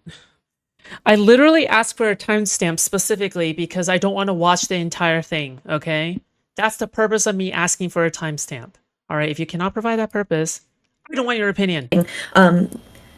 Small town, hyper local arts creators, like working directly with like county parties, working directly with like neighborhoods, insular, granular. Like when I talk to You haven't even gotten to the Ryan Crash Out? I thought you already did. Tinkies, like I have gotten Tinkies in my community to vote for like people on school boards and library boards because I needed their fucking vote. And like they understood that it mattered in their neighborhood, in their community, and that changes them. That makes it possible for them to understand that later down the line, maybe Gavin Newsom's not so bad fucking after all. Well, here's the thing though. If Hasan is appearing on a PV panel. This is pretty much it. We covered the substance in the first 30 minutes. Whoa, whoa, whoa. You don't get to back out. Okay, you don't get to back out so easily, Ryan. Okay, I want to see it. Okay, I want to see whatever they're talking about. Okay, I want to see this passionate. I want to see this passion. Okay, I want to see this passionate Ryan rant. Okay, I want to see it. Where he's the largest person, by far, with the largest Nice audience. try. Yeah, it's not adversarial. But at the same time, you have people that are going to be exposed to people like Dylan Burns, who is vehemently anti-Hasan, especially on Ukraine stuff, and promoting things that go against Hasan's Ukraine talking points. They're going to get exposed to me, who will talk shit about Hasan and try to bleed those people over into being less tanky. So the idea that like you'll never, ever be able to capitalize on this just because you're not adversarially going on his stream, I think is belying the point that he is constantly going on smaller platforms and exposing other people in his audience to people that will like pull them away from him. Like, does this not happen? No, because you can't name a single person who says, "Oh, I have a lot of Hasan viewers. It was a great experience." This doesn't happen. It never happens. Like the only people that they will share an audience with are people who either have a 100% ideological alignment or at least a sycophantic obsession with defending Hasan against all external attacks, or it'll be people that they'll try to either convert or then destroy every single time. That's what we saw happen with Tim and Sarah Longwell. That's generally what happens when Hasan's audience tries to infect other people that he might get into a tiff with or whatever. But who are all these people that are getting platformed by Hasan who are growing that aren't like ultra rapidly far left? Didn't that happen with H3 audience too? Yeah, Dylan is not ultra rapidly far left. Yeah, but they don't Dylan see was it as not a threat. platformed by I don't Hasan. mean this, and I don't mean this. Yeah, but I'm saying wait. he's appearing. Hasan He is hopped off the benefiting from They're not watching. Hasan's. Do you think they just? Hey, Dylan Burns? Hasan fucking hates Dylan Burns, dude. After Dylan Burns, fuck. Yeah. After Dylan Burns did the whole like thing with the Ukrainians reacting to Hasan thing. Yeah. Like immediately tuned out, like that was completely tepid and he didn't give a shit. 100%. The main stream had like 300 viewers. How many viewers did Hasan carry? I don't know. I mean, most people weren't watching on the mainstream. They're watching on each individual person's channel. And Hasan wasn't there for Dylan, so... By the way, I love you, Ryan, okay? Don't hate me, okay? I'm jesting. I'm like poking fun at you, okay? All right, just to be very clear. Okay. And what do you read? Okay, I mean, I guess if they all just immediately logged off, but then I guess what's the issue? Well, they logged off because Hasan wasn't streaming it anymore. Well, no, Hasan's not streaming the panel. Yeah. Once he's gone. Dylan was basically quarantined from Progressive Victory during the rally, and Dylan made sure not to tell his audience to donate. What the fuck? What? So I don't think that they're not going to be watching Dylan. They're not going to go turn in and be like, "Oh, actually, I'm pro-Ukraine now." Well, he swapped to the Progressive Victory channel. Yeah. Okay, so then what's the issue of having him on if he's like also not even going to like have his audience? We've already given the issues of having him on negatively, but you were trying to make the argument that at least you can convert some of his audience, but you can't. This never happens. You can't convert away audiences of people that try to keep their audience completely and totally insulated. This is why I know MAGA people do shows or podcasts with other people that it can challenge. This is why Joe Rogan has had all of these right-wing losers on for the 50 millionth time and won't like platform somebody to actually argue with him on any of these topics, even when it's something as stupid as the Lost City of Atlantis with Flint Dibble and the Graham Hancock guy or whatever. This is how the media environment has been operating for the past basically decade. It's like a minute past this point. Gotcha. All right. I want the slot. I want the slot. Okay. I'm ready. Okay. Don't worry. Okay. Ryan, listen, it's like drawing your blood. Okay. Or testing your glucose levels. Okay. Just a quick moment, deep breath, and it's over. Okay. Directly in line with a lot of the structure Yeah, of right. it. I think This the is Well, I'm so sorry. I'm weird. sorry, and I know we're supposed to be on the same team here, but I think No, we're not, that's- unfortunately. I think I'm that sorry. I know that we're supposed to be on the same team here, but no, I think that is removing agency from the neo-fascist Republican Party. I don't think that they learned from the left in terms of implementing their agenda. They have a full-throated, fully developed system where they can do this stuff all on their own. I think it is crazy, actually, to blame the far left for MAGA. That's fine. I did, though. Okay. I would say the far Yeah, left you're learned wrong. from You're MAGA wrong, more than- incredibly wrong. Hold on. More than I'm MAGA not learned saying from the far that left, the but far like, do we left has think? to- Hold on. Let Destiny go for a minute. Hey, wait, do y'all agree with this? Do you blame the far left for causing MAGA? I don't blame the far left for causing MAGA, but I I don't think blame the that's far what they're left for saying. like What are you getting us saying then? for getting us used to the kind of like from pathos, from ethos, like bullshit arguments that like The no style stances. that the far left nobody stands on a engaged in, stance. MAGA Yes. has copied it. I don't know if I agree with this. I think it was No, probably I the other way disagree with that around. entirely. The far right has been a problem in this country for far longer than the far It left. has. Of course it has. Hold on. You say this, but who? Wait. What? Okay. She sounds crazy. Okay. The far left is not why MAGA exists. Okay. MAGA exists because it was planned in the 80s or 70s to keep on using dog whistles and to keep on masking their extreme politics with more and more catered and kind language to the point where we end up with MAGA. All right, because people haven't fundamentally changed. It's just that the change was hidden. Well, it's just that it's just that the bigotry was hidden. Who was bombing people back in the 60s and the 70s? Was it the far right or the far left? What are you talking about? The Weather Underground. Are you unfamiliar? Well, hold on. Are you unfamiliar with the KKK? Sure. I asked you a direct question, though. What the fuck is the Weather Underground? I thought Wick was supposed to be the moderator. Wait, what? Wait, what the fuck is the Weather Underground? What is that? How many bombs did This the is Weather Underground ridiculous, start man. planting? I'm not gonna sit here. I'm not gonna sit here and have y'all say that the far. The Weather Underground was an American Marxist militant organization active from 1969 until 1977. Okay, come on, bro. No way, bro. I refuse to believe that the Weather Underground was the reason why MAGA exists. That's so stupid, bro. That's so stupid, bro. Wait, isn't this a justified crash out? Far left is the reason that MAGA is a problem. That's I said that ridiculous. the far left taught MAGA its current rhetoric. Wait, does Destiny even believe in this? No, this is not how that works. No, that's ridiculous, man. I'm sorry, that's ridiculous. What? Go ahead, Destiny. Okay. I think Wig. I think I fucking hate Wig. Okay. I think that's what I think. Okay. I think I just hate Wig. I don't agree with this perspective, but if we look at 2024, like, do we feel like the far left flank? Do we feel like this was helpful or harmful when? Yeah, that's BS. MAGA or Looney Tunes all by themselves. That's right. By the way, okay, there's evidence for what I'm saying. All right. I just want to say, okay, the reason why MAGA exists is because Republican organizers recognize that they can no longer use extreme rhetoric to talk about what they want to talk about. Okay, they feel frustrated, so instead they plan to strategize. Okay, they essentially pulled a Hydra within Shield maneuver. Essentially, they chose to cater their rhetoric. They chose to hide their dialogue. They chose to mask their beliefs. By doing so, they created an illusion that the country moved further and further to the left, which, I mean, in a way it did, I guess. But they created the illusion that that kind of bigoted thinking was in the past. When in actuality, the fact is that they kept that bigoted thinking alive through dog whistles and voting for Republicans that used disguised language, okay? Hiding their power level, exactly. And now that has ultimately culminated in Donald Trump. That is where MAGA came from, okay?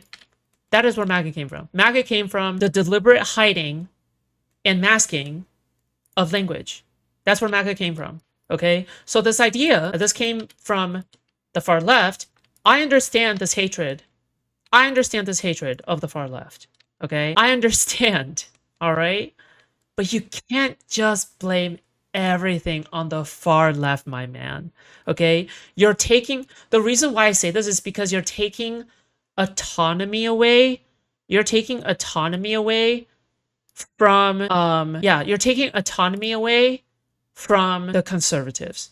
Okay? While the far left was doing their thing, the far right was also doing their thing. Okay? These are two different things. It came to the general election. No, but that's not what I'm vehemently disagreeing with. Also, again, why the fuck is Wick like participating in this debate anyway? Like, it's just so fucking stupid, bro. I fucking hate how Wick just sabotages everybody, and when he's like everyone's teammate in this like fucking 8v2 or some shit, or whatever the fuck is going on, the 7v2. Like, I hate when this happens, that like it makes like Destiny's side look bad. Like Wick actively makes Destiny's side look bad by arguing with this point. Okay, so it's in fact like counterproductive to wherever this debate is going. Okay, because Destiny was doing fucking fine. Okay, before all this. All right, but Wick had to interject and defend his lady's honor. Okay, aka Tally. All right, but it's just so cringe, bro. It's so cringe how Wick just comes in here and sabotages every single fucking debate. Okay, it fucking pisses me off, man. Anyway, sorry. I'm a nice person. Okay. No, I agree. I'm not representing that argument. I'm just bringing it back to in terms of like courting them again. Do we feel like the far left was helpful or harmful in the 2024 election? They were harmful because they didn't vote for the Democratic candidate, or at least the ones that didn't vote for the Democratic candidate were harmful. Yeah. Well, then like actively drove voter. Oh, I don't know if you noticed, but the lady Marlo is supposed to be on Ryan Soypill's side too. Lol. Yeah, like so basically, it's already imbalanced, right? It's already it's a 4v2. Now it's a 5v2. Okay.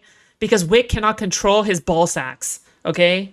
This is annoying. Why do we think it's going to change this time when the election choice in 2024 was the easiest election choice it's probably ever going to be? It's not, but we're not saying it will. We're saying why not use them to promote other candidates that we agree are good if they're going to help us. I'm telling you that was a disaster in 2024. So why do we think it's going to work? What's going to change this time? Wick needs a Snickers? Yeah, for when you're not feeling yourself, okay? When did we work with the far left to promote candidates we agree on, and it was a disaster? He's the glue holding the panels together. No one else wants to do it. Well, we better find somebody else, okay? Because I'm not going to do it, okay? Fuck that shit. I'm never going back to that, okay? All right. Can he just, like, tell Wick to just, like, not interject all the fucking time? Like, please? The far left was part of the left. So annoying. We were all seen as being on quote-unquote the same team. Fuck. Fucking hate it. Can you address it specifically? He was on Hasan's stream multiple times. Hasan was out at marches, giving speeches to people or whatever, talking to people. I'm sure there are other far left examples. But there's three of them. Did what I'm suggesting happen when Hasan promoted a candidate that liberals also want? He's the moderator? Yeah, and a bad one at that, by the way. And we used that. The candidate promotion is like one of the least important parts of this entire model. So I don't know why you're fixating on that. Well, that's the utility that I'm talking about. I mean, I don't know what else you're talking about, but I'm talking about the control of the rhetoric, the thing that like was the most important thing, the thing that like actually mattered. It feels like the whole anti-Palestinian marches movement and the obsession. Wick means well, okay? You're just defending him because you're old and he's old. So you guys feel this camaraderie. Related to the Israel-Palestine. All of these issues were driven from the left, and all it did was damage the Democratic Party and the ability to... You don't think Hasan started the Israel-Palestine rhetoric, did you? I didn't... Yes, no, but he's a big I think Hasan started all of the Israel-Palestine rhetoric. No, I know you didn't, but like the idea that like the far left was the issue that drove this wedge, and not that people in general were upset with the Israeli policy, is like this is a consequence of the policy, not let's make this bad. No, it wasn't, because any intelligent, reasonable person that has an intelligent or reasonable view on foreign policy would have known that if you cared about Palestinians, that the easiest option there would be to vote for Kamala. It's not even in. Wick could be my grandfather. How old are you anyway? You must be in your 30s. My audience, the average age of my audience is in their 30s, okay? As surprising as that sounds, it's true. Isn't that cool? I think that's cool. Question. Yeah. By the way, if you're reading Soy's chat, you'll notice he's repeating word for word shit his anti-fan viewers are telling him. Yikes. I believe that, honestly. The far left is the part that's driving the wedge. But the Israel-Palestine stuff disaffecting voters did not come from Hasan and Israel-Palestine and I the agree. leftist. No, it did. Like that It came did. from the policy. No, the Israel-Palestine should have been a mobilizing issue for us on the left. It became a divisive issue for us on the left that the far left used to attack us. That should have been a rallying cry. 20s? Kamala Harris. Oh, wait, MVT. That's actually way younger than I thought you would be. What the fuck? Yeah, that's like younger than the average age of my audience, actually. Why don't you always join voice chat? Like, why don't you like you're only participating in you're only participating in stream chat. Calling for a full ceasefire. Why not? You're practically part of the Kamala, community. do you think like there's no contest? Yeah, there's no but world so where was you Joe would be Biden, and Kamala. he said he had red lines, and so the signaling from the Democratic Party is we're not going to stop this, and that's what everyone assumed. But Biden did. Biden stopped several things from happening. He delayed their encroachment into Rafah for like a week or two until they moved a million for like a people out week of or there. two, right? But the point is, it wasn't enough. So was the that? Democrats' inability to prevent it was driving the disaffection. It wasn't the fact that the left was like, guys, I know they're good on it, but this is why they're actually bad. It was like, no, people have legitimate criticisms of the way the Democrats are handling We it, literally and they tried thought it to like wasn't enough. fucking science fiction in like a floating. I don't know. I'm mysterious, shy. Well, you're cute. Like you do this thing where you're like blorp. That's cute. You're doing cute things on the internet. Fucking pier that we brought in from like the ocean. If you were looking at this I'm not issue saying and it going was- like, I know, but what I'm telling you is that voters are not being disaffected by the bad Democratic policy. The attachment to hating the Democrats as well as the Republicans over Israel-Palestine, that came from the far left. Absent the far left, the Democrats would have that would have been an energizing issue for our side. Would have been to fight against that. Because Like, again, if the you were far somebody left, who was they're Brian, if you were somebody who was- As if you someone were who somebody like who was- does not listen to the far left at all or take their talking points, like I was just watching how the Democrats operate. I was like, this is like unacceptable. I'm still going to vote for them, but like this is not enough. Like this is What a part was very common unacceptable? sentiment. What wasn't enough? What do you mean? What would The fact that they weren't able to prevent Israel from doing the worst things they did. What would like you the have them idea that do? like, okay, I think they prevent should them have from done doing more what? of an embargo. I think they should have leveraged more of our power over Israel. But like Prevent them from- Please shut the fuck up. What's the channel's gender demographic? Like 97% male, 3% female. Prevent them from doing what? like starving like the Gaza, like trying to do this like 38? ethnic cleansing of like Yeah, let's push all 38. these people out. Like that's like kind of the policy that I think is unacceptable, and the fact that America doesn't use this leverage to the extent that which I think we could have. Like maybe there are geopolitical reasons why, but like I didn't Hold on, wait. get When the did far Yoav- left talking Yoav- point. For Yoav Galan or whatever, when did he get kicked out? When was that starvation plan? Was that under Biden or was that under Trump? I don't. Well, don't know it's kind of about that. important, right? I do- 'Cause I thought do- this was- I do- thought I this do was wanna Trump coming say- to office. Is thumping the 3%? A couple of people. I do want to say that I do have to read. By the way, Gabby, you should participate in the Gen chat of our server. You should participate in our server. The voice chat actually has several women like in the chat. We could use more women. Okay, otherwise it would just always sound like a sausage party, and that just kind of feels weird, man. Like I'm not gonna lie. Okay. Super chats so I don't forget. Sure. soon. Okay. This was under Trump. Like the idea that Biden, was weak on Israel. Like I feel like the only way Was the Biden reason strong you're on saying- Israel? Yeah. Well, he didn't go into war with Iran comparatively- like wait, fucking wait. Benjamin Yeah.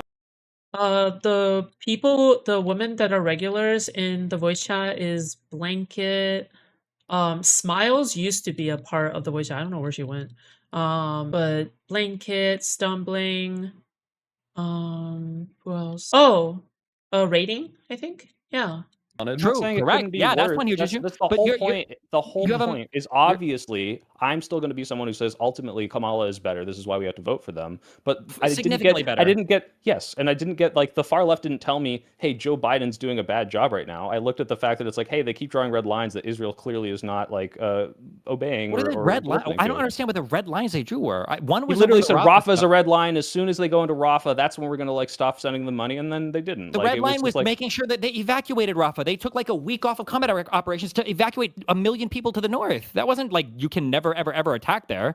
The fear was that if they went in when all the refugees were down there, which they were, that they would have killed fucking 100,000 people, which is why they told them to stop and wait to have everybody evacuated, which eventually they did. I'm sorry. So are we saying that Joe Biden was strong on Israel? He prevented them from doing the worst things they possibly could have, and like the only reason anyone thinks he wasn't good enough is because the far left told them that. Yes, I think that if absent the Okay, far I think left, that's if you're reasonable. a pro-Palestinian, that's great, but that's because you either don't know anything about the conflict or you have a maximalist position on it, which is not compatible with winning elections. So your voice is Didn't I tell Steven not to trust Soypill? Did I imagine that? I feel like I told him multiple times not to trust Soypill. I'm pretty sure I DM'd him to not trust Soypill. Okay. relevant anyway, right? That's the only. There's no reasonable person that looks between Kamala and Trump and is like, man, it's probably going to be about the same for both. I agree. Like, that's just not possible. Bro, Steven's read on people is so awful, bro. Like, it isn't even a joke.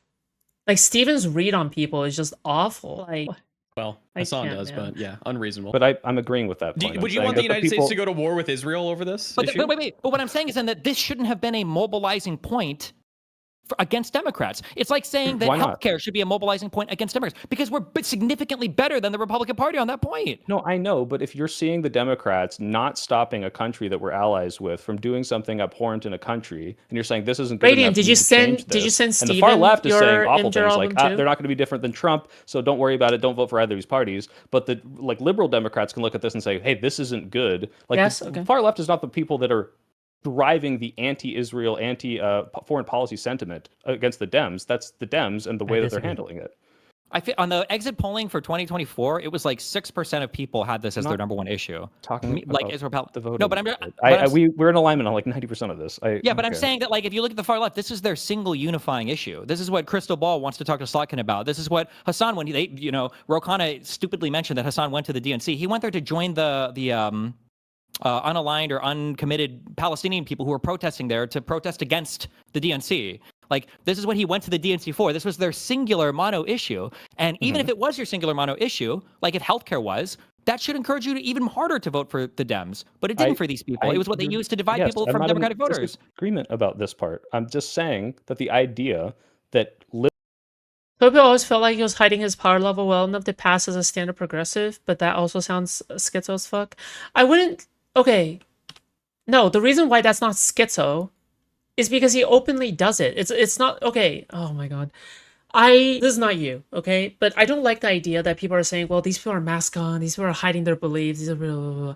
No, I like... No, it's the opposite of hiding their beliefs. They're pretty open, right? Like, a lot of these people are very, very open about what they actually believe. You just have to, like, listen to one of those streams. You just have to watch one of their videos.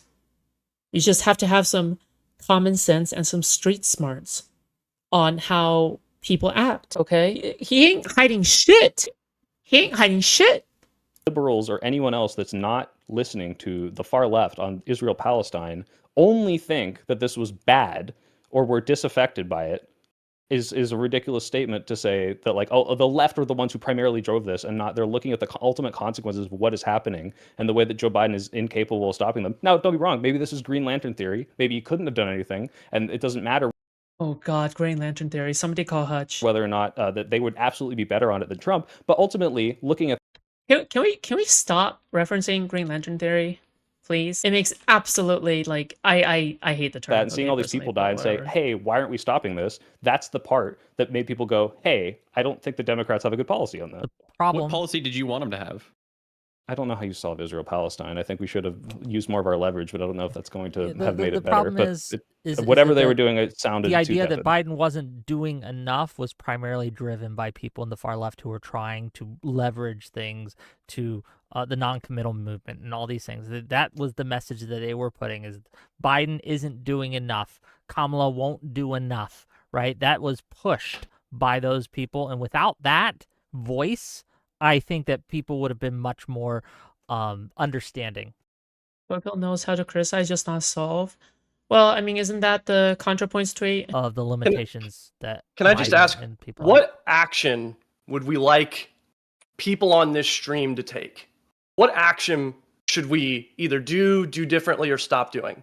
I want them to vote down the line blue. No, not Political not organizing. Hasan people. What the fuck is Green Lantern theory? What Green Lantern theory is, the way that Hutch uses it, is that as long as you you can propose absurd legislations or crazy shit that as long as you have enough willpower from the people, you can get anything passed. That's Green Lantern theory. Like, they're treating it as like some kind of fallacy. Basically, they're saying, well, we are correct. We just need to get enough, like, human capital and political willpower to do it. Basically, it's a way of, like, deterring away from like more radical legislation and shit. Okay, so Hutch would use it against lefties, But unfortunately, Hutch also uses it against people like me, who advocates that more radical measures need to be taken against MAGA. So he also uses the Green Lantern theory in terms of that.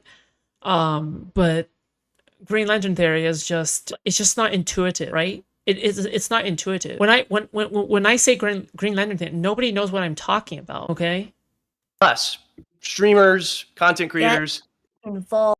Like I would even say that Hanlon's Razor, Occam's Razor, and Loki's Wager, like these are all like unintuitive names as well. I would say these are also awful names, but people use them often enough to the point where we're using them anyway, right? Like people use these terms so much that, you know, whatever, man, fine, we'll use these terms. But it's just that like you're trying to make something new out of Green Lantern theory and you want it to catch on so bad. It's just stop doing that. Okay, stop. In neighborhood-based political. Does he know Green Lanterns do extreme things sometimes, though? Yeah, but the entire point behind the Green Lantern theory is to criticize anybody who thinks that they are a Green Lantern, right? That as long as you have enough willpower, you can just manifest it into existence, right? Basically, he's saying that in real life, you cannot be a Green Lantern Corps, right? You cannot just simply manifest something into existence. Why no stream tomorrow? Oh, break day. Yeah, I'm forcing myself to take break days now. Yeah, because I was burning out. Last week I was burning out. And I think it's important to take a break now and then. And besides, Fridays are my most competitive, okay? I'm competing with like 6 to 7 other people who do not stream on other days, but they choose to stream on Fridays because, well, they have more time, right? Because it's the weekend. They feel good, so they're gonna go and stream, right? In addition to like me not having to compete with them, I don't have to worry. So here's the thing, all right? My audience touches grass, okay? Unlike other people's audiences, my audience actually touches grass.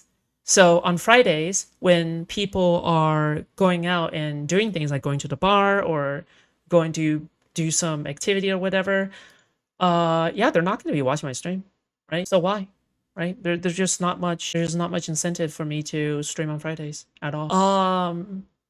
Also, yeah, like the reason why people do things is because people generally do things in their mid-30s. Typically, you have your hobbies figured out, so yeah. Political organizing. You can only reach these people through their social groups. I'm going to keep saying it till I die. Go to tomorrow. We're doing a stream for DGG Ground Game. It's basically an organization that is going to do a bunch of on-the-ground stuff. Is there anything else? Well, you're welcome. And that was my understanding. Okay. I touch virtual grass in video games. Does that count? Close enough. Food shoppers touching grass? Yes. Yep. Almost done. Let it play. No. What the fuck? I can clearly see there's like an hour left, bro. Wise. That voted for in like a general election. And, You're never gonna have that other people. But because I think that I would have thought that the calculation, I think the calculation, and I think it probably was this way, you get more sort of former Republicans who needed a permission structure to vote Democrat than you lose steadfast liberals who remember the Bush administration. The donos call doobie spamming donos. I'll cover it, I promise. So like, I don't know. Naggy horse for $10. Sorry, you guys need saying they can't be on your team? Like you guys haven't been a step behind, played out, have no talent in developing political stars, nothing inspiring. We flipped 30 fucking seats. I don't know what you want from us, man. We are winning almost every across the board election. Their candidates don't win outside of very safe like blue districts. Yeah, $5 from Ben Riley Spider. What ought be the liberal position on the Israeli government the DNC should run on? It's also good to take days off because of dono fatigue. Taking a day off or two, meaning more money of the days you do stream. Yeah, that's true. You're not supposed to know that. The issue is that I don't think that people care that If donators know my tricks, then they won't donate anymore. much about foreign policy. So any concessions that you make here, I think are like they would be because it's good policy. Like I think that the United States, I think everybody agrees with this at this point, needs to dramatically reevaluate its relationship with and the toleration of the insanity that Israel has pulled the entire Middle East and our country into. But I mean, the problem is that like if you say that, that wouldn't be enough. Like again, Kamala calling for like a full ceasefire, to figure out what was going on between Gaza and Israel was not enough for anybody on the left. You're never winning votes with a position on Israel-Palestine because most Americans are fundamentally too selfish to give a fuck about anything related to foreign policy. Israel-Palestine is exclusively a wedge issue pushed by lefties who don't give a fuck about USAID or any of the Yemeni children that starved or any other 50 million things that happen in the Middle East. It's just this issue because they can push it as a wedge issue. But you don't think it would have helped in any way? Like, I'm not saying she should have done this, but if Kamala said, I will end Israel's campaign in Gaza, you think this would have changed no one's mind when they voted? Nope. Okay, I'm saying you should work less and get paid more. What's wrong with me knowing that? Okay, I was joking. Okay, basically I'm saying that it's like a streamer secret in order to maximize donos, to manipulate donators into donating more. Like it's like a oh, I get to secretly manipulate you kind of thing. And oh yeah, donators are not supposed to know that kind of thing. Okay, like the secrets behind how to socially manipulate donators into donating more. Yeah. Okay. I don't really think that I don't think the election turned. It's not a secret. Dude, can you just let me believe that I'm some mastermind, Hoping please? hard she thinks this well issue. just donate it. Moon, thank you so much for the $5. Moon drip. Hold on, I'll DM. The fuck are you? At all. I don't I think the election turned on inflation, frankly. So I want the Democratic Party to be less friendly to Israel because I think that would be the correct position to have. But I don't think that the election turned on that issue at all.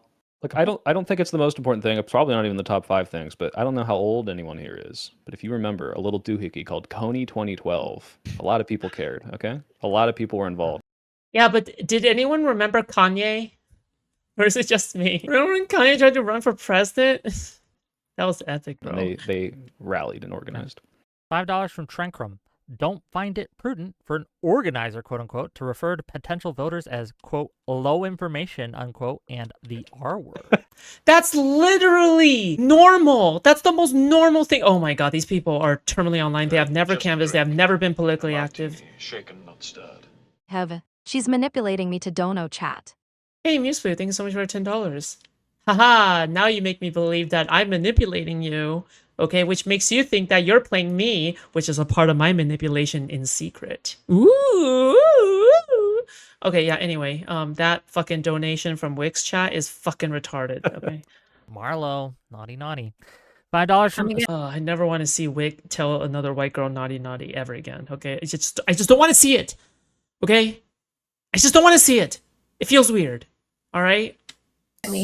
Usurp the chief, or usurp the chef. For Soy, at what point would Hasan and co.'s attacks on Dems cross the line for you? If they act the same way this year, will you still work with them? They've already crossed the line insofar as like this is unacceptable behavior in terms of someone I would ever say this person's good, this person's my ally. But if I'm going to say when can I use them and when can I not, it's all dependent on whether or not I think I get more out of it. Destiny and the crew are convinced that they would lose more, and if that was demonstrated to me, which apparently is unprovable, so I'm not saying that as like a bad faith, like haha, gotcha, you can't prove it's not true, but just like I don't believe. A martini, shaken, not stirred. And Margirl told me this is abuse you should be ashamed. Hey, Mean Trip, thank you so much for $5. I appreciate that. Thank you. Or I don't sufficiently see the reason why I couldn't gain more out of it Financial for abuse, the people that I care about. true. But like obviously this person's a piece of shit and it's like sabotaging us in the general. Like that's not okay. $5 from Arthur Eats Cake. Can Ryan repeat a single argument made from anyone other than himself or Soypill? Or did he wander in off from the Wait, what the fuck? Why is my camera lagging? I'm gonna restart my camera. street? Bro is so lost. Okay, there's nothing else. There is literally nothing else. There's nothing else, okay? Radiant is the person who is like pushing me to watch the rest. There's no reason for me to watch the rest.